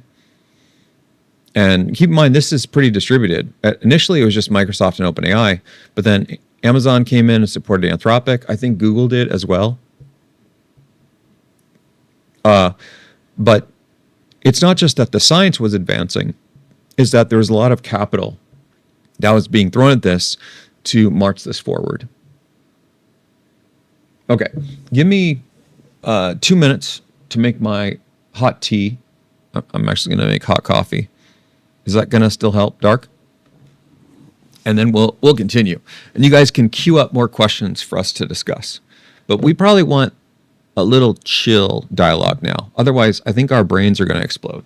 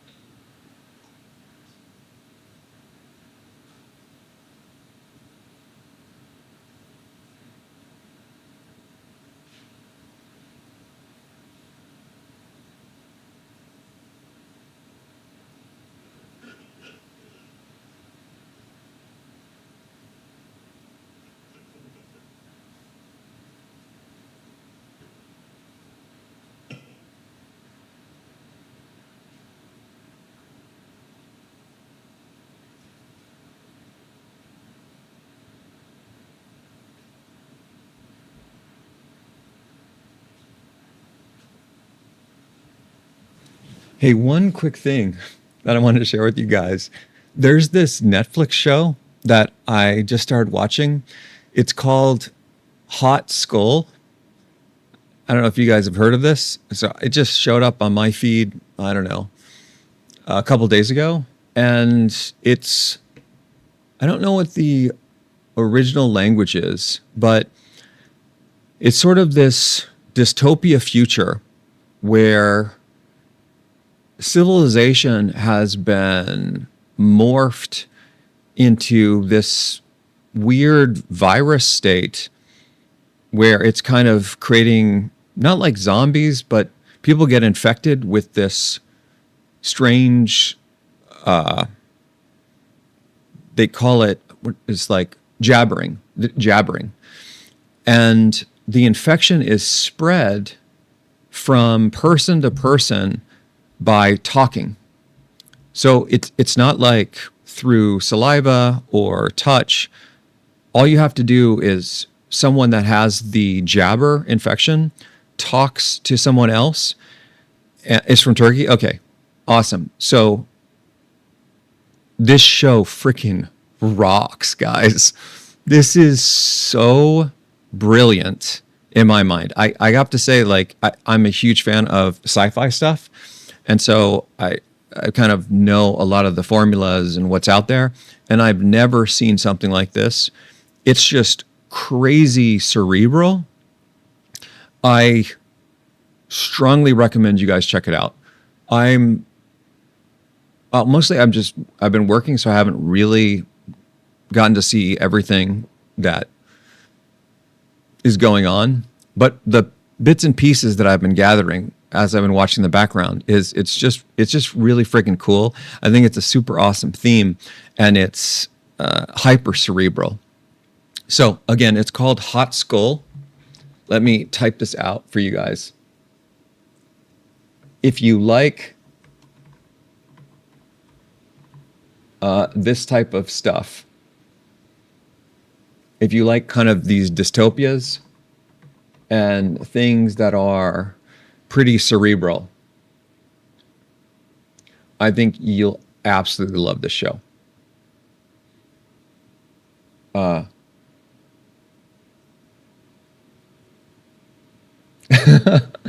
Sorry, I'm just reading what Huso put. I'm actually less interested in making AI stronger. I'm more interested in harming AI, as it will be the enemy of the future. Yeah, I want to talk about this actually when I get back with my coffee. I don't actually necessarily disagree with this. I'm conflicted. So we're gonna come back to this comment that Huso has. Yeah. And then Rabap is asking, what would audit diff and the Karpathy loops claims instead of trusting them, re-deriving results before believing them, and leave ship decisions to humans? Rababab, I don't. Can you explain this again? Maybe in different words? I think you're saying something pretty interesting, but I'm not sure I'm like fully grokking it. Okay, I'm gonna get my drink. You guys keep talking amongst yourselves.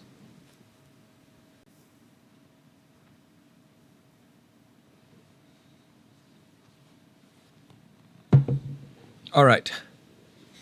I have my hot tea, coffee thingamabob. And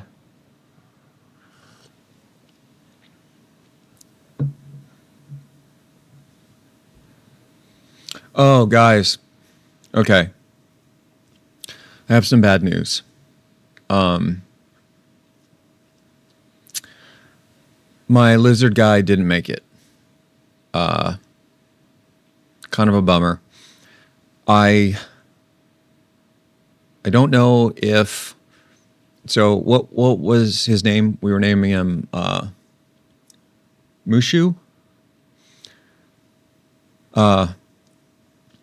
So this is like several months ago. It was the lizard that kind of moved into my house, and then, you know, he or she, they wasn't afraid of me, and so I took him in as, you know, a new house member, and I don't know if he was already kind of end of life, and maybe that's why he like wasn't running from me. I looked it up after the little guy didn't make it, and I took some photos to try to figure out what he was. I can't remember, but he's a pretty common lizard in NorCal. It's like a fence lizard or something like this. Has this really interesting coloring on the belly. But I don't know if it was the shock of the move from my my old place to the new place, the rental, or what actually might have been the cause. But after being here in the new rental for, I want to say it was the first week. Yeah. This is, I think that's right, Mr. Osio.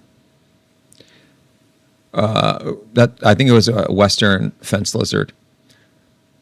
I went to go feed him, and I noticed that he wasn't moving, and it was actually kind of sad. I was pretty heartbroken about it.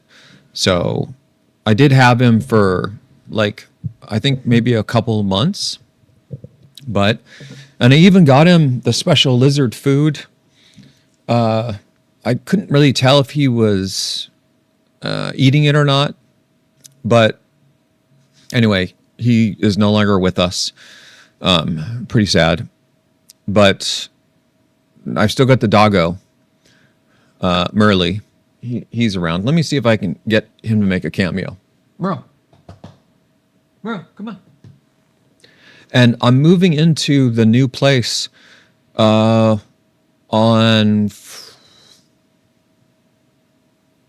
I know, right? It's a dangerous world for those lizards. I was looking them up to figure out how long they lived, and I saw that they could live up to something like 7 or 8 years. So that made me even more sad.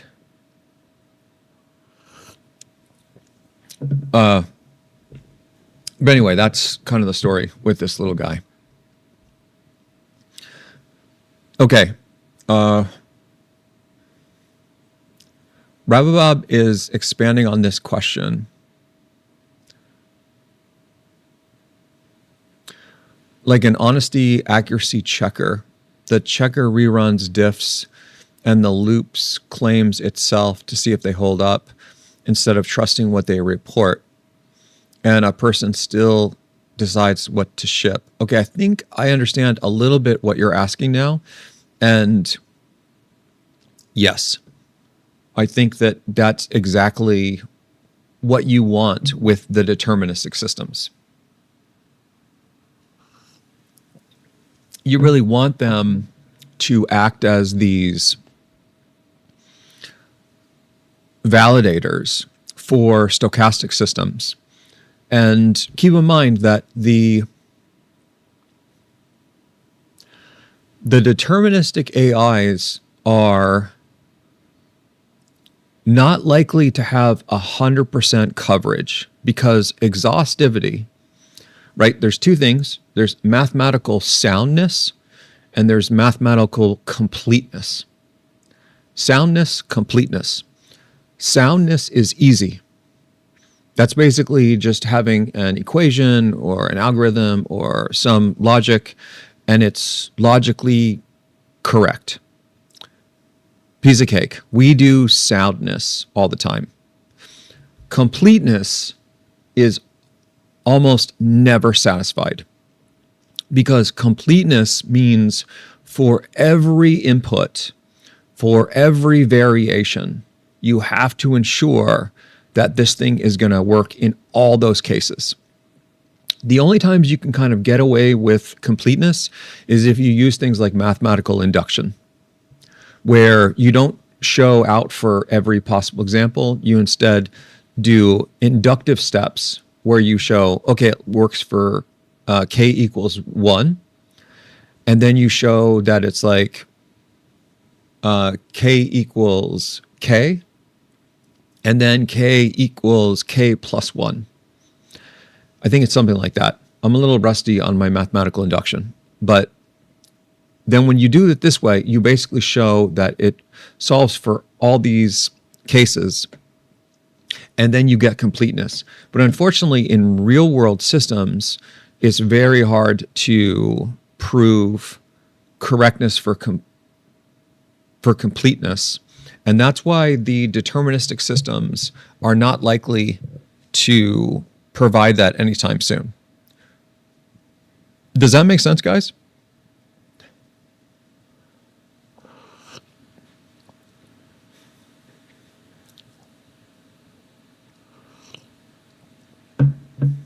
By the way, good call, Dark, on the tea or the coffee. I'm going to try to lean back in my chair here a little bit. Okay, so we'll continue running our stream. Oh, by the way, guys, one thing, as I mentioned, tomorrow there's a really important announcement I want to make, and it's from one of our sponsors, but I'm not allowed to talk about it today. I'm under embargo. So I really want to share it right now because it's something I want all of you guys to check out. But I'm under strict sponsorship confidentiality to not talk about it until tomorrow. So there'll be probably maybe like a quick live stream, maybe tomorrow morning, announcing something. And it's something I think almost all of you guys will dig. So I'll post something in the morning on IG, YouTube, all the Facebook, the Discord. And then I'll go online probably for maybe just a quick 30 minutes and show you this thing. But if you can get online tomorrow for that, or just check GTT tomorrow, I think you're going to like what I have to share. Especially if you like free stuff. The free part is, I think, the big bonus.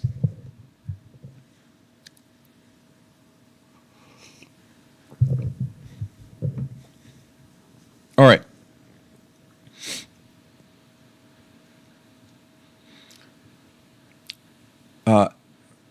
Roach, you're Becky, right? Is that right?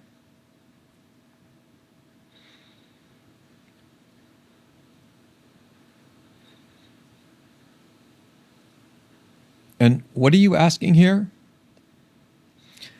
Any designers doing the same? Doing the same for the validation of the system?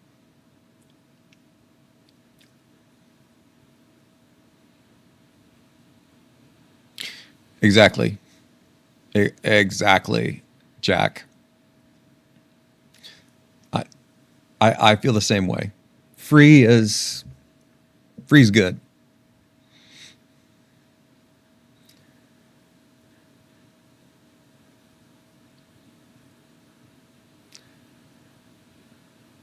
Sorry, what are you guys talking about? Tetya, what are you doing with x86 and ARM?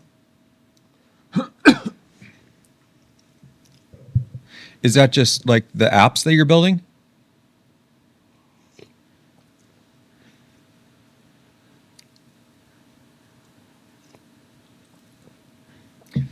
And yes, I love induction too, Tom. I think I have a proof in my dissertation using induction on something. I think my PhD advisor wouldn't graduate me unless I had to have a full chapter on theory. And guys, I'm just gonna be honest with you. There are things I'm good at, and then there's things I'm not good at.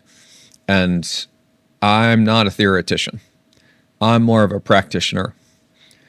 I can build stuff and I can write code, but sitting in the world of abstract mathematics and doing proofs is not my forte. That was a long month or two writing that chapter on proving my transactional memory system was correct. A lot of help. I mean, it was good. I mean, I'm glad that I did it, but a lot of work. I have a lot of respect for the theoreticians out there.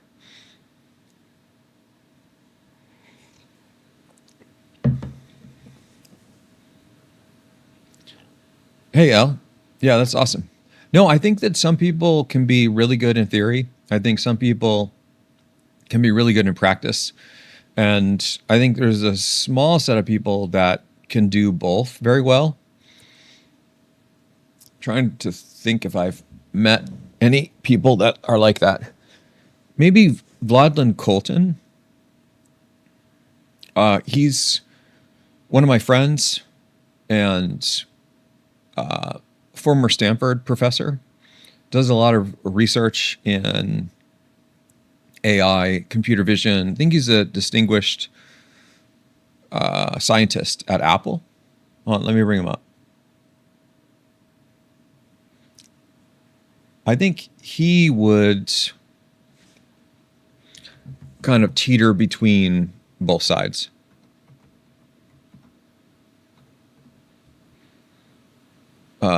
This superhero, this guy.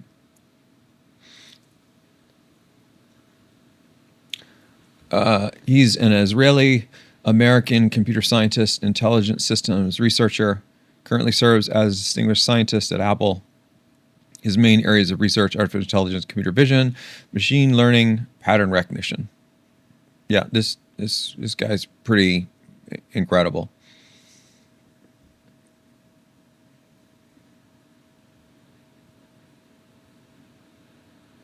Oh yeah, I think that's actually a pretty good overlap. Jack, math PhD students who focus on ML.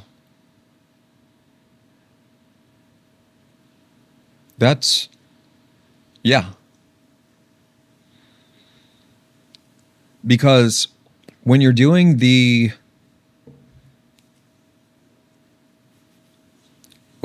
math focus, that tends to be very theoretical. But then when you're focusing on ML systems, it tends to be very practical. I mean, if you're building those systems. By the way, I think this hot drink thing is actually kind of working. Good call, Dark.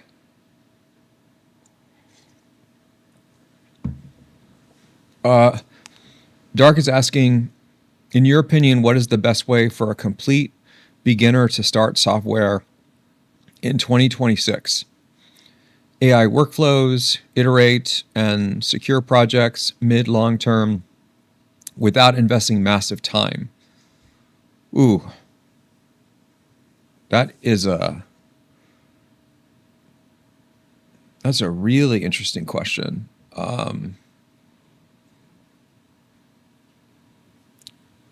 What would I say? I think I need to think about this.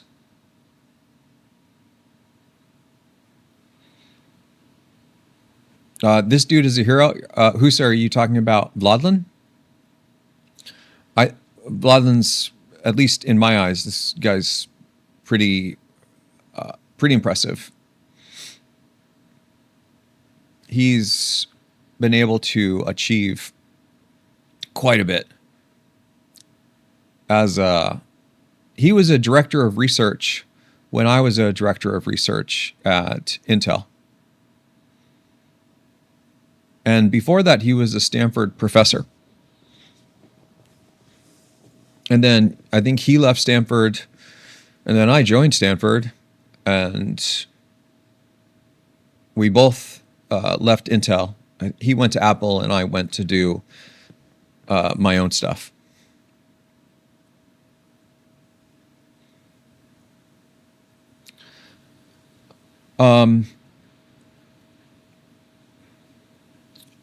As far as the best way for a complete beginner project, man, that's a really good question.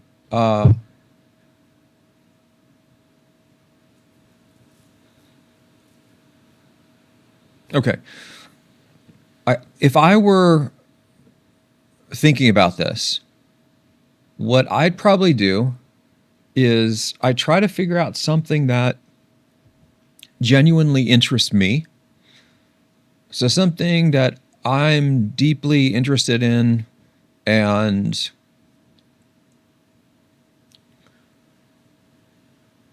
it's something that would help me in my day-to-day. So I probably start with that.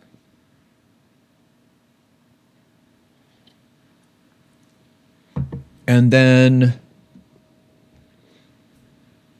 from there, I would probably look to see what's available as free software today in that space. And if there's a bunch of stuff, then I probably see the maturity of that. And if it's completely wide open, then I might start to investigate building something like that. This is kind of the way that I do these things, is I kind of just think about stuff that matters to me, like video games or creating the social media tracker system that also will let me track, look at the source code that the AI is writing. So, wow, that's a lot of JSON stuff. This thing's scrolling off the page here. What's going on here? Hold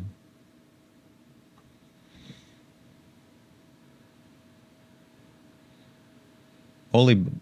Holy moly. Yep, we're trying to make sure all those strings are external. That's definitely a bug. Okay, I give up on this thing.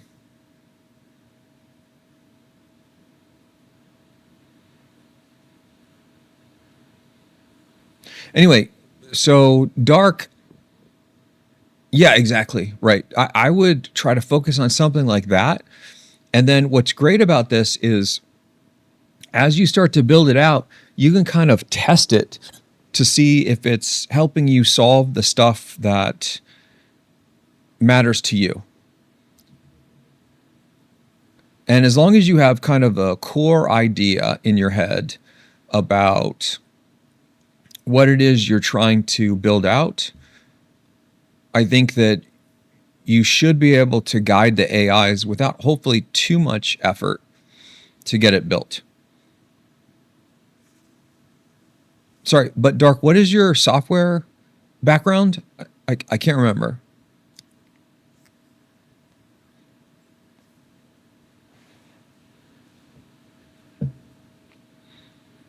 I think if you have a strong software background, using the AIs to do collab coding is a breeze.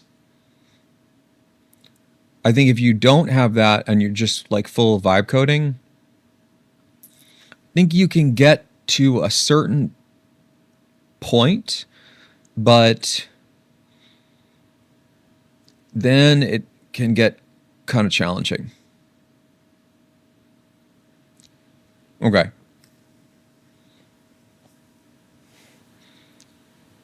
Somebody had a question for me. Okay.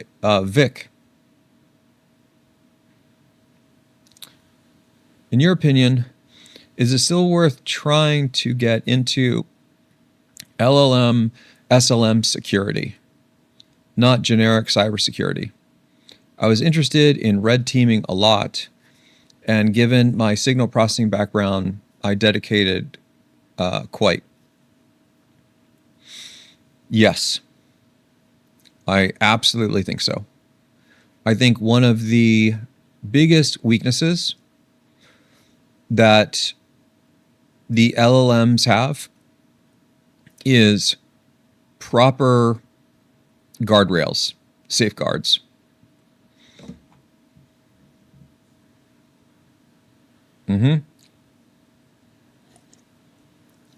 Because right now, like for example, I don't know exactly how OpenAI is doing its safeguards, guardrails.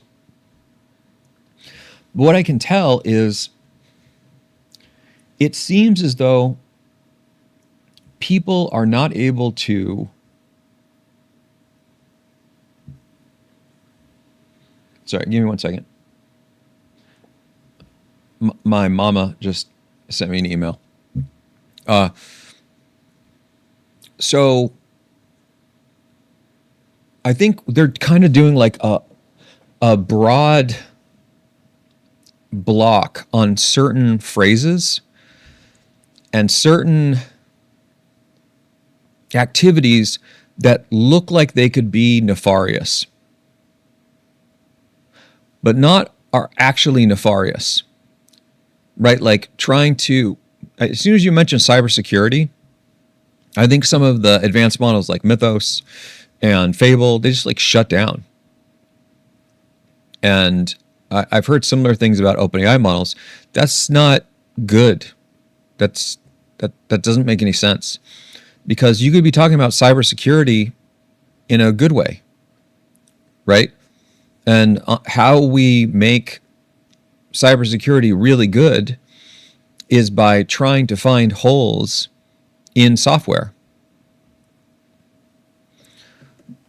So the way that it's being done, at least right now, it feels very rudimentary. It feels very much like it's piecemealed on to try to at least make the excuse of like, oh, we have guardrails, but like, do you really? Do you really though?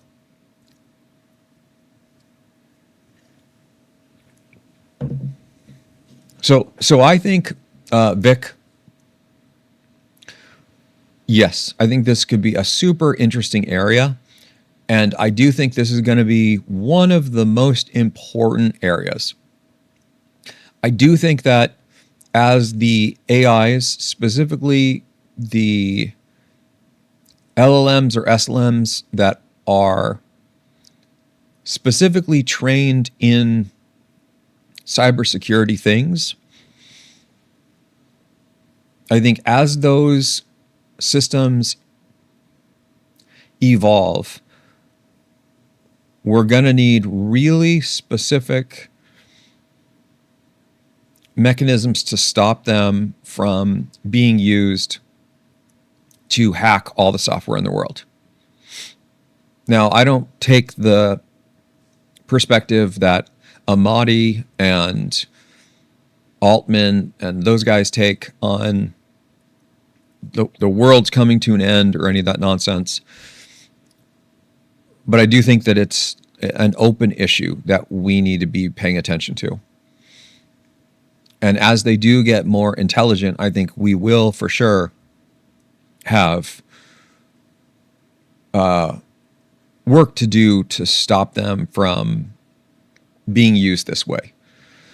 Because simply from the brute force of walking through all the various types of hacks, you can brute force your way into systems that humans wouldn't be able to, because they're not able to walk through all that combinatorial exploration. So it's not even necessarily that the LLMs have to be super sophisticated and like really smart. It's just that they can execute things so quickly. Yeah. So that's kind of what I think about that, Vic. Great question. These are great questions. Let's keep doing this.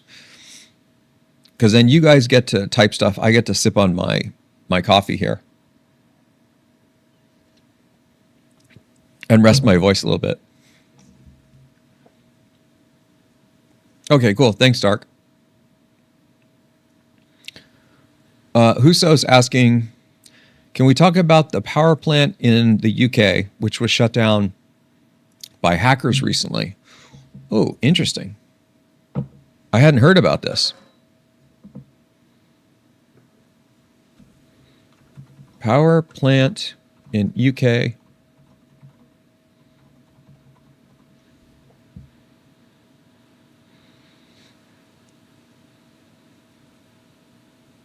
Whoa. Wow. Okay. Talk about being on the bleeding edge of the news. Look at this. 12 hours, 19 hours, 8 hours, 5 hours ago. Let's see what these guys have to say.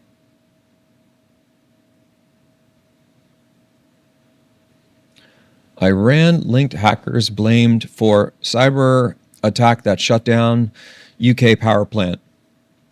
Incident marks apparent escalation by Tehran in retaliation against UK over US to use British bases. Hackers linked to Iran have been blamed for a cyber attack that caused a British power plant to be temporarily shut down. The incident involved a small-scale energy generator, according to the UK government, which said that at no point was there a risk to the wider energy system. However, it marks an apparent escalation in the threat posed by Iran after the UK said it had given permission for the US to launch defensive operations against Tehran from British bases. Wow. Okay. That's not good. That sounds like a very serious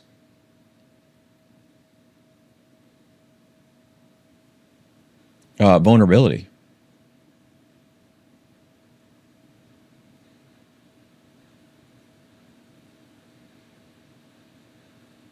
Do we know how they got in?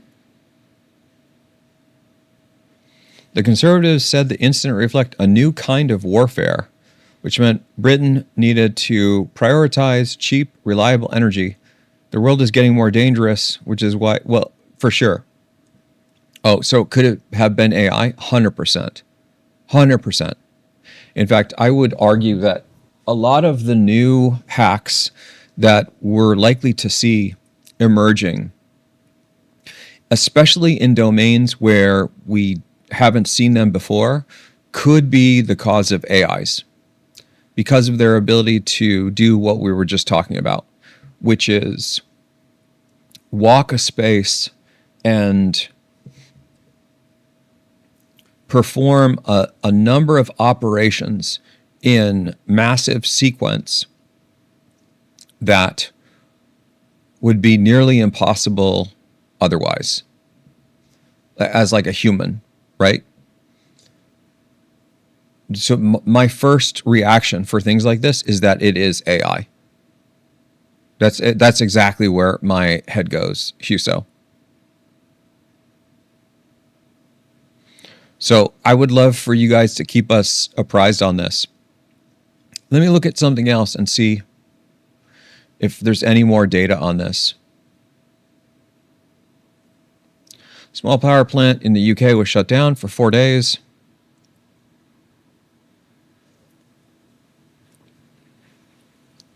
At no point was there a risk to the wider energy system. Yeah, I mean, when you can start taking out power grids, lives depend on that and stuff, right? Hospitals, financial institutes,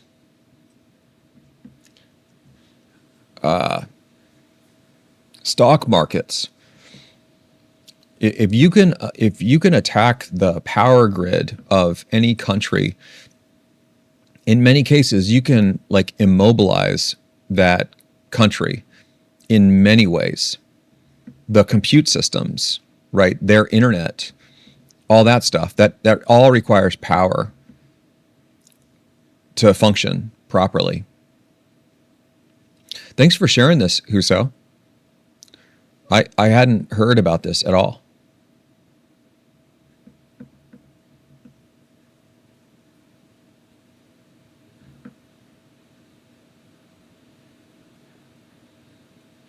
Oh, yeah.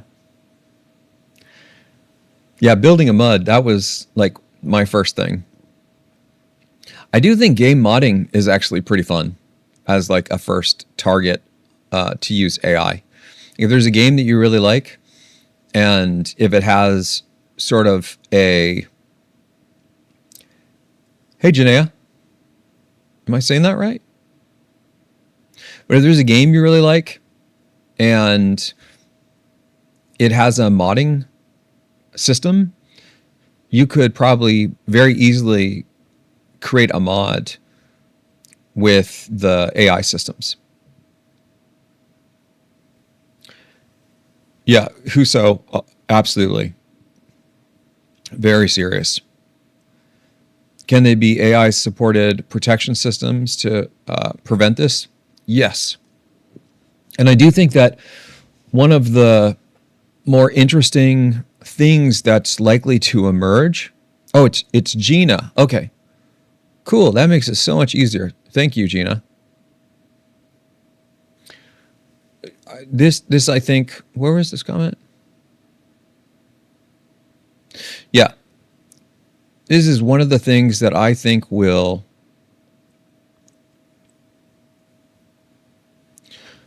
become a kind of new warfare. I think that the AI systems fighting each other, this is going to sound a little like weird future dreamland, but I promise you it's not.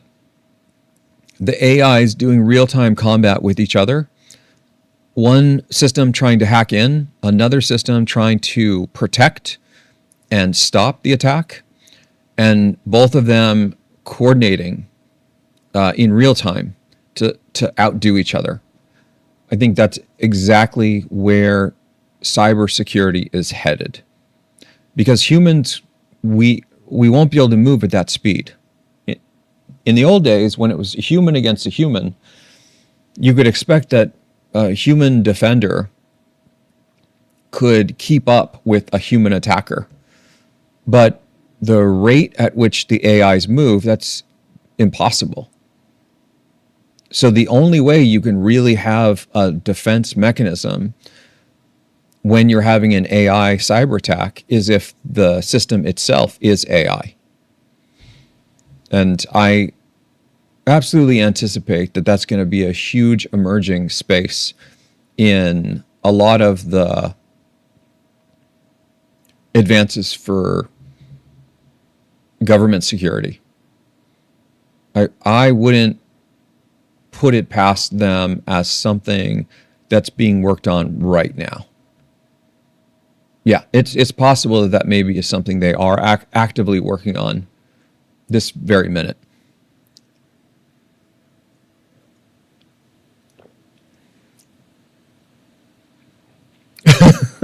Yeah, Dark. Yeah, Dark, we're already there. I know. It happened fast, right? I mean, and the crazy part about this is many of us on GTT, we're already on the bleeding edge, guys. We're on the bleeding edge. A lot of the world has no knowledge of what's going on. You know, like your friends that are not super into tech or they're not deeply into AI, they have no knowledge of how wacky it's really getting.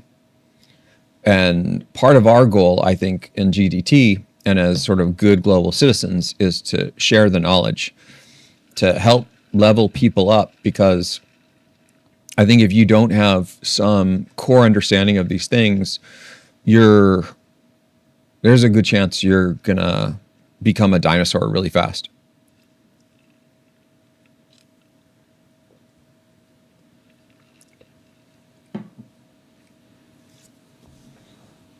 All right.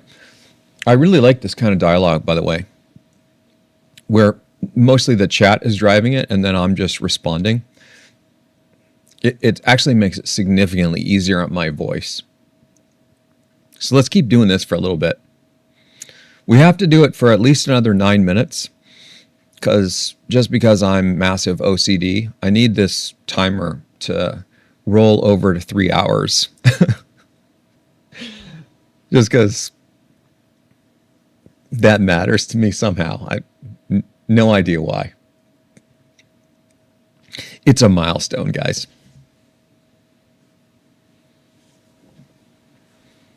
Yeah, exactly. Exactly, Gina. It's the democratization of knowledge. To share all of this information with the world, so knowledge is not weaponized. It's not regulated and controlled. I don't like that at all.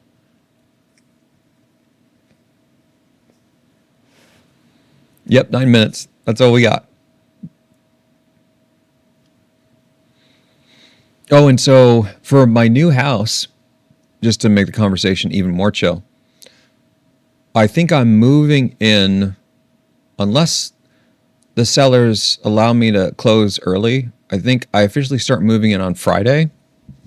So there is a good chance that I'll be total chaos on this coming weekend.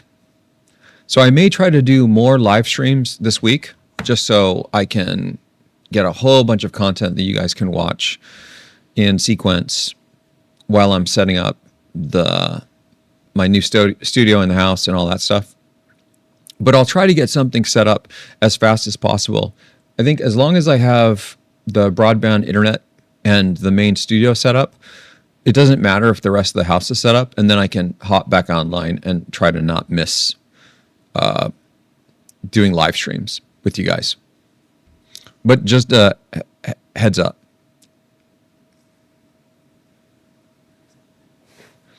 Okay, that's really good to know, Jacob. Let me Google this. Throat spray that singers use. Oh, sweet. I appreciate you guys looking out for me.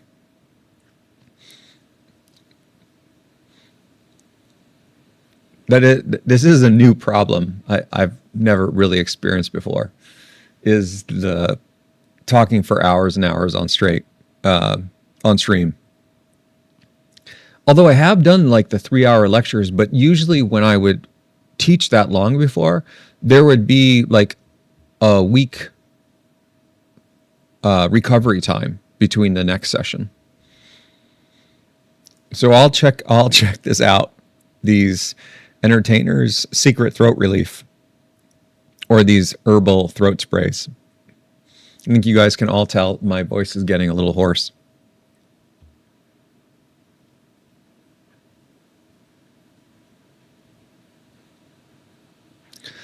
Gina's saying, would love to know what your version plays like and see how it might engage with mine. Sorry, what are we talking about, Gina?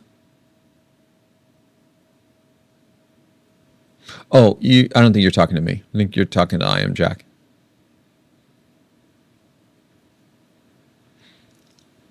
Oh, why do I think long sessions are good? So I think that small sessions are actually pretty great.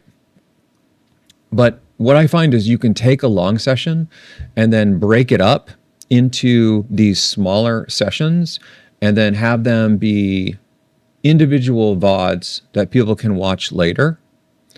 But it takes a while to build up mass.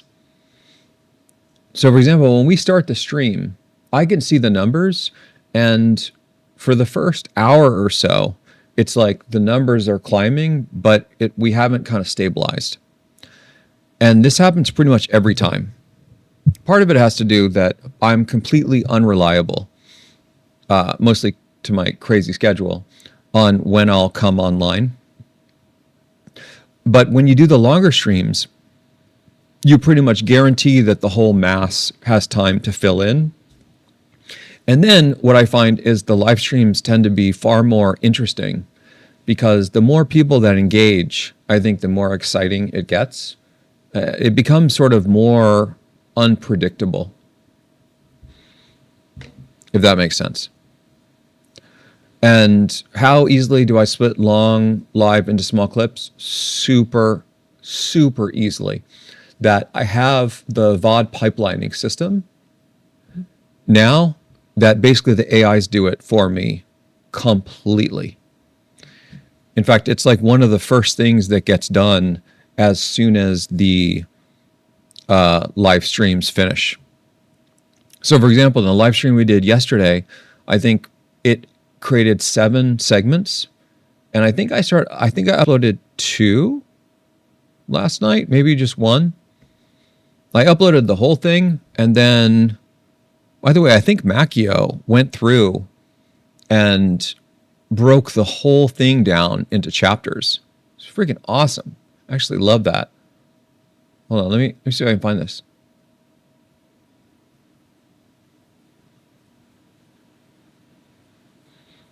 I think it might have been in the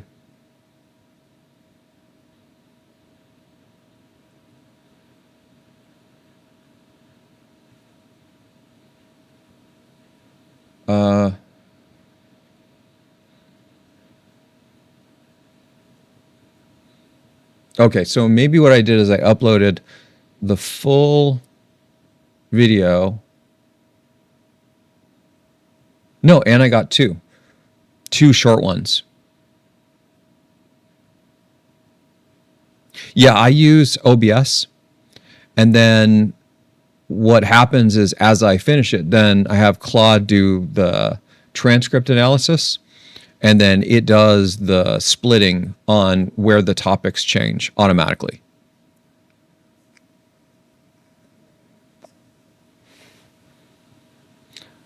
Exactly. So as Eigen's saying, yeah, usually I have difficulty tuning in on the weekends, but when you do more than one live, then it's easier to tune in 100%. And that's basically what I am trying to do, is just make sure that I'm available more for all of you guys. And going live, I think just once a week is just too slim.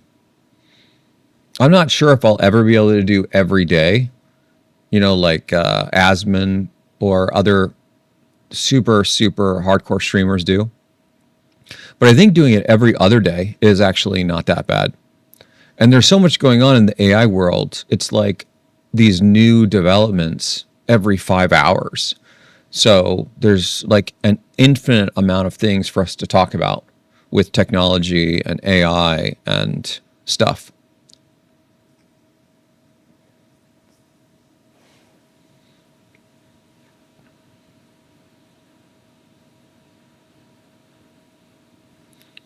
Wait, hold on. Okay, I want to bring you up. What are you saying? Oh, tell me about your Whitebox AI at some point. Yes, at some point we'll talk about the deterministic intent folding system, that whole kit and caboodle, assuming I'm allowed to. And we can compare it with the stuff that you're building, Gina.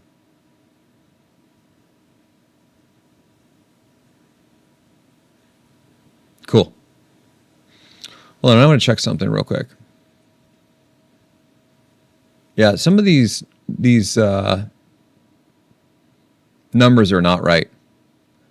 Like, so it's saying that Dark Trap Studio has almost 400 messages this stream. That I could believe, but I know that Dark has been on them more than just 3 streams. So that data, yeah, is not accurate. There's some more bug fixing for us to do on the system. Yeah, so what I do actually is after I do the live streams, then I carve them up. And I find actually that the clips tend to be really far reaching. Like if we can somehow get a really important topic covered in 3 minutes, and I use the AIs to help kind of shrink it down, compress it, and tease that out.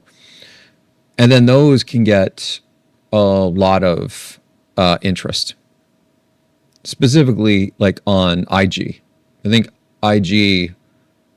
it's really interesting is that I do the long form really on YouTube, but I think the short form gets a lot more traction and visibility. I think IG is actually just a better setup for visibility and sharing and quick commenting on reels and shorts than YouTube is, maybe even more than Facebook. Although again, I'm very surprised by how much Facebook has grown. But you can see, look, Insta is, I don't know what's even going on with Insta, but there's our following is growing pretty quickly on IG. I think that's pretty awesome. Yeah, for sure. Me too. I'm really glad that we decided to broaden our horizons. Okay, cool. We've broken the 3-hour mark. I think we can adjourn for today now. I'm going to try to carve these up and get us a whole bunch of fun and crazy clips. Remember that I'm going to make a really important announcement on something that's free tomorrow. And I think you guys will be curious about this. So try to tune in. You can catch the news after it's already done, or you can try to stay real time and catch it as it's being delivered. But tomorrow at some point, I'm going to hop online and share this. And I think this is something that almost everybody that's interested in GTT stuff is going to want to know about. At least that's my speculation.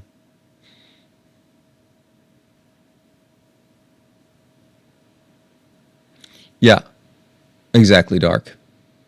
Instagram is the last platform that exists where the algorithms give you what you want and need, even if it's against progressivism or company agenda. I think that's what's going on. I think that's maybe why the following on IG continues to be like a lot.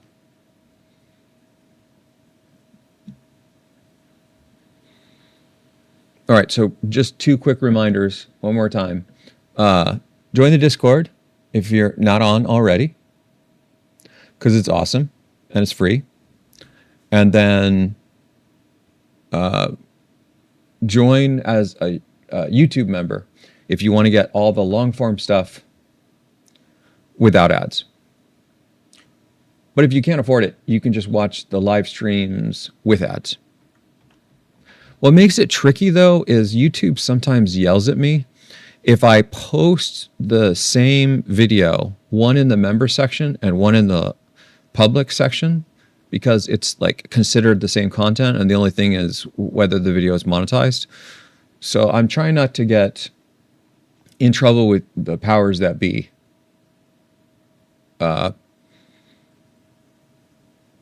So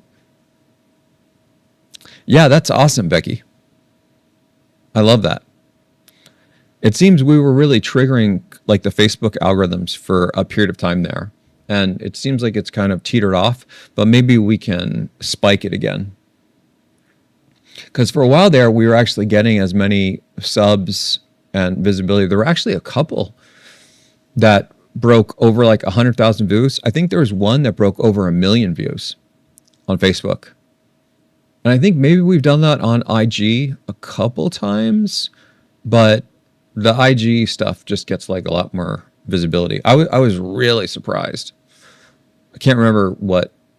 It was a video on. It was a clip on the court ruling against Google's AI summaries and how they're responsible for misinformation. That's what it was. Yeah, awesome. Love that, Vedran. Okay, team. I think we're... Yeah, I absolutely agree with this, Alex. This is much more my setting, is chill AI information with rational people that are not trying to cause fear and panic and all this chaos. More just what's going on, not trying to sell it as hypey, whatever, but more kind of like the things that you might want to need to know and how things are evolving. That's very much my approach. Love that. Oh, the link for the Discord, hopefully you saw it on the restream. Oh, did I not drop that on? No, I forgot to drop it on the IG. Hold on. There we go. Now it's on the IG as well. Okay. Okay, Huso, thanks for coming. All right, guys. This has been super fantastic. 2 days in a row. Glad we did this. And I will be chatting with you at the very latest tomorrow. But I might just pop on later tonight and do, yeah, I do need to pin it. Maybe somebody can help me figure that out. I think it's on the actual IG account somewhere. Right? If you click on this, oh, no, it's not. Oh, let me fix that on IG. I'll fix that as soon as we hang up. Thanks for the tip, Dark. Appreciate it, guys. All right, folks. As always, keep going, keep growing. Thanks for coming.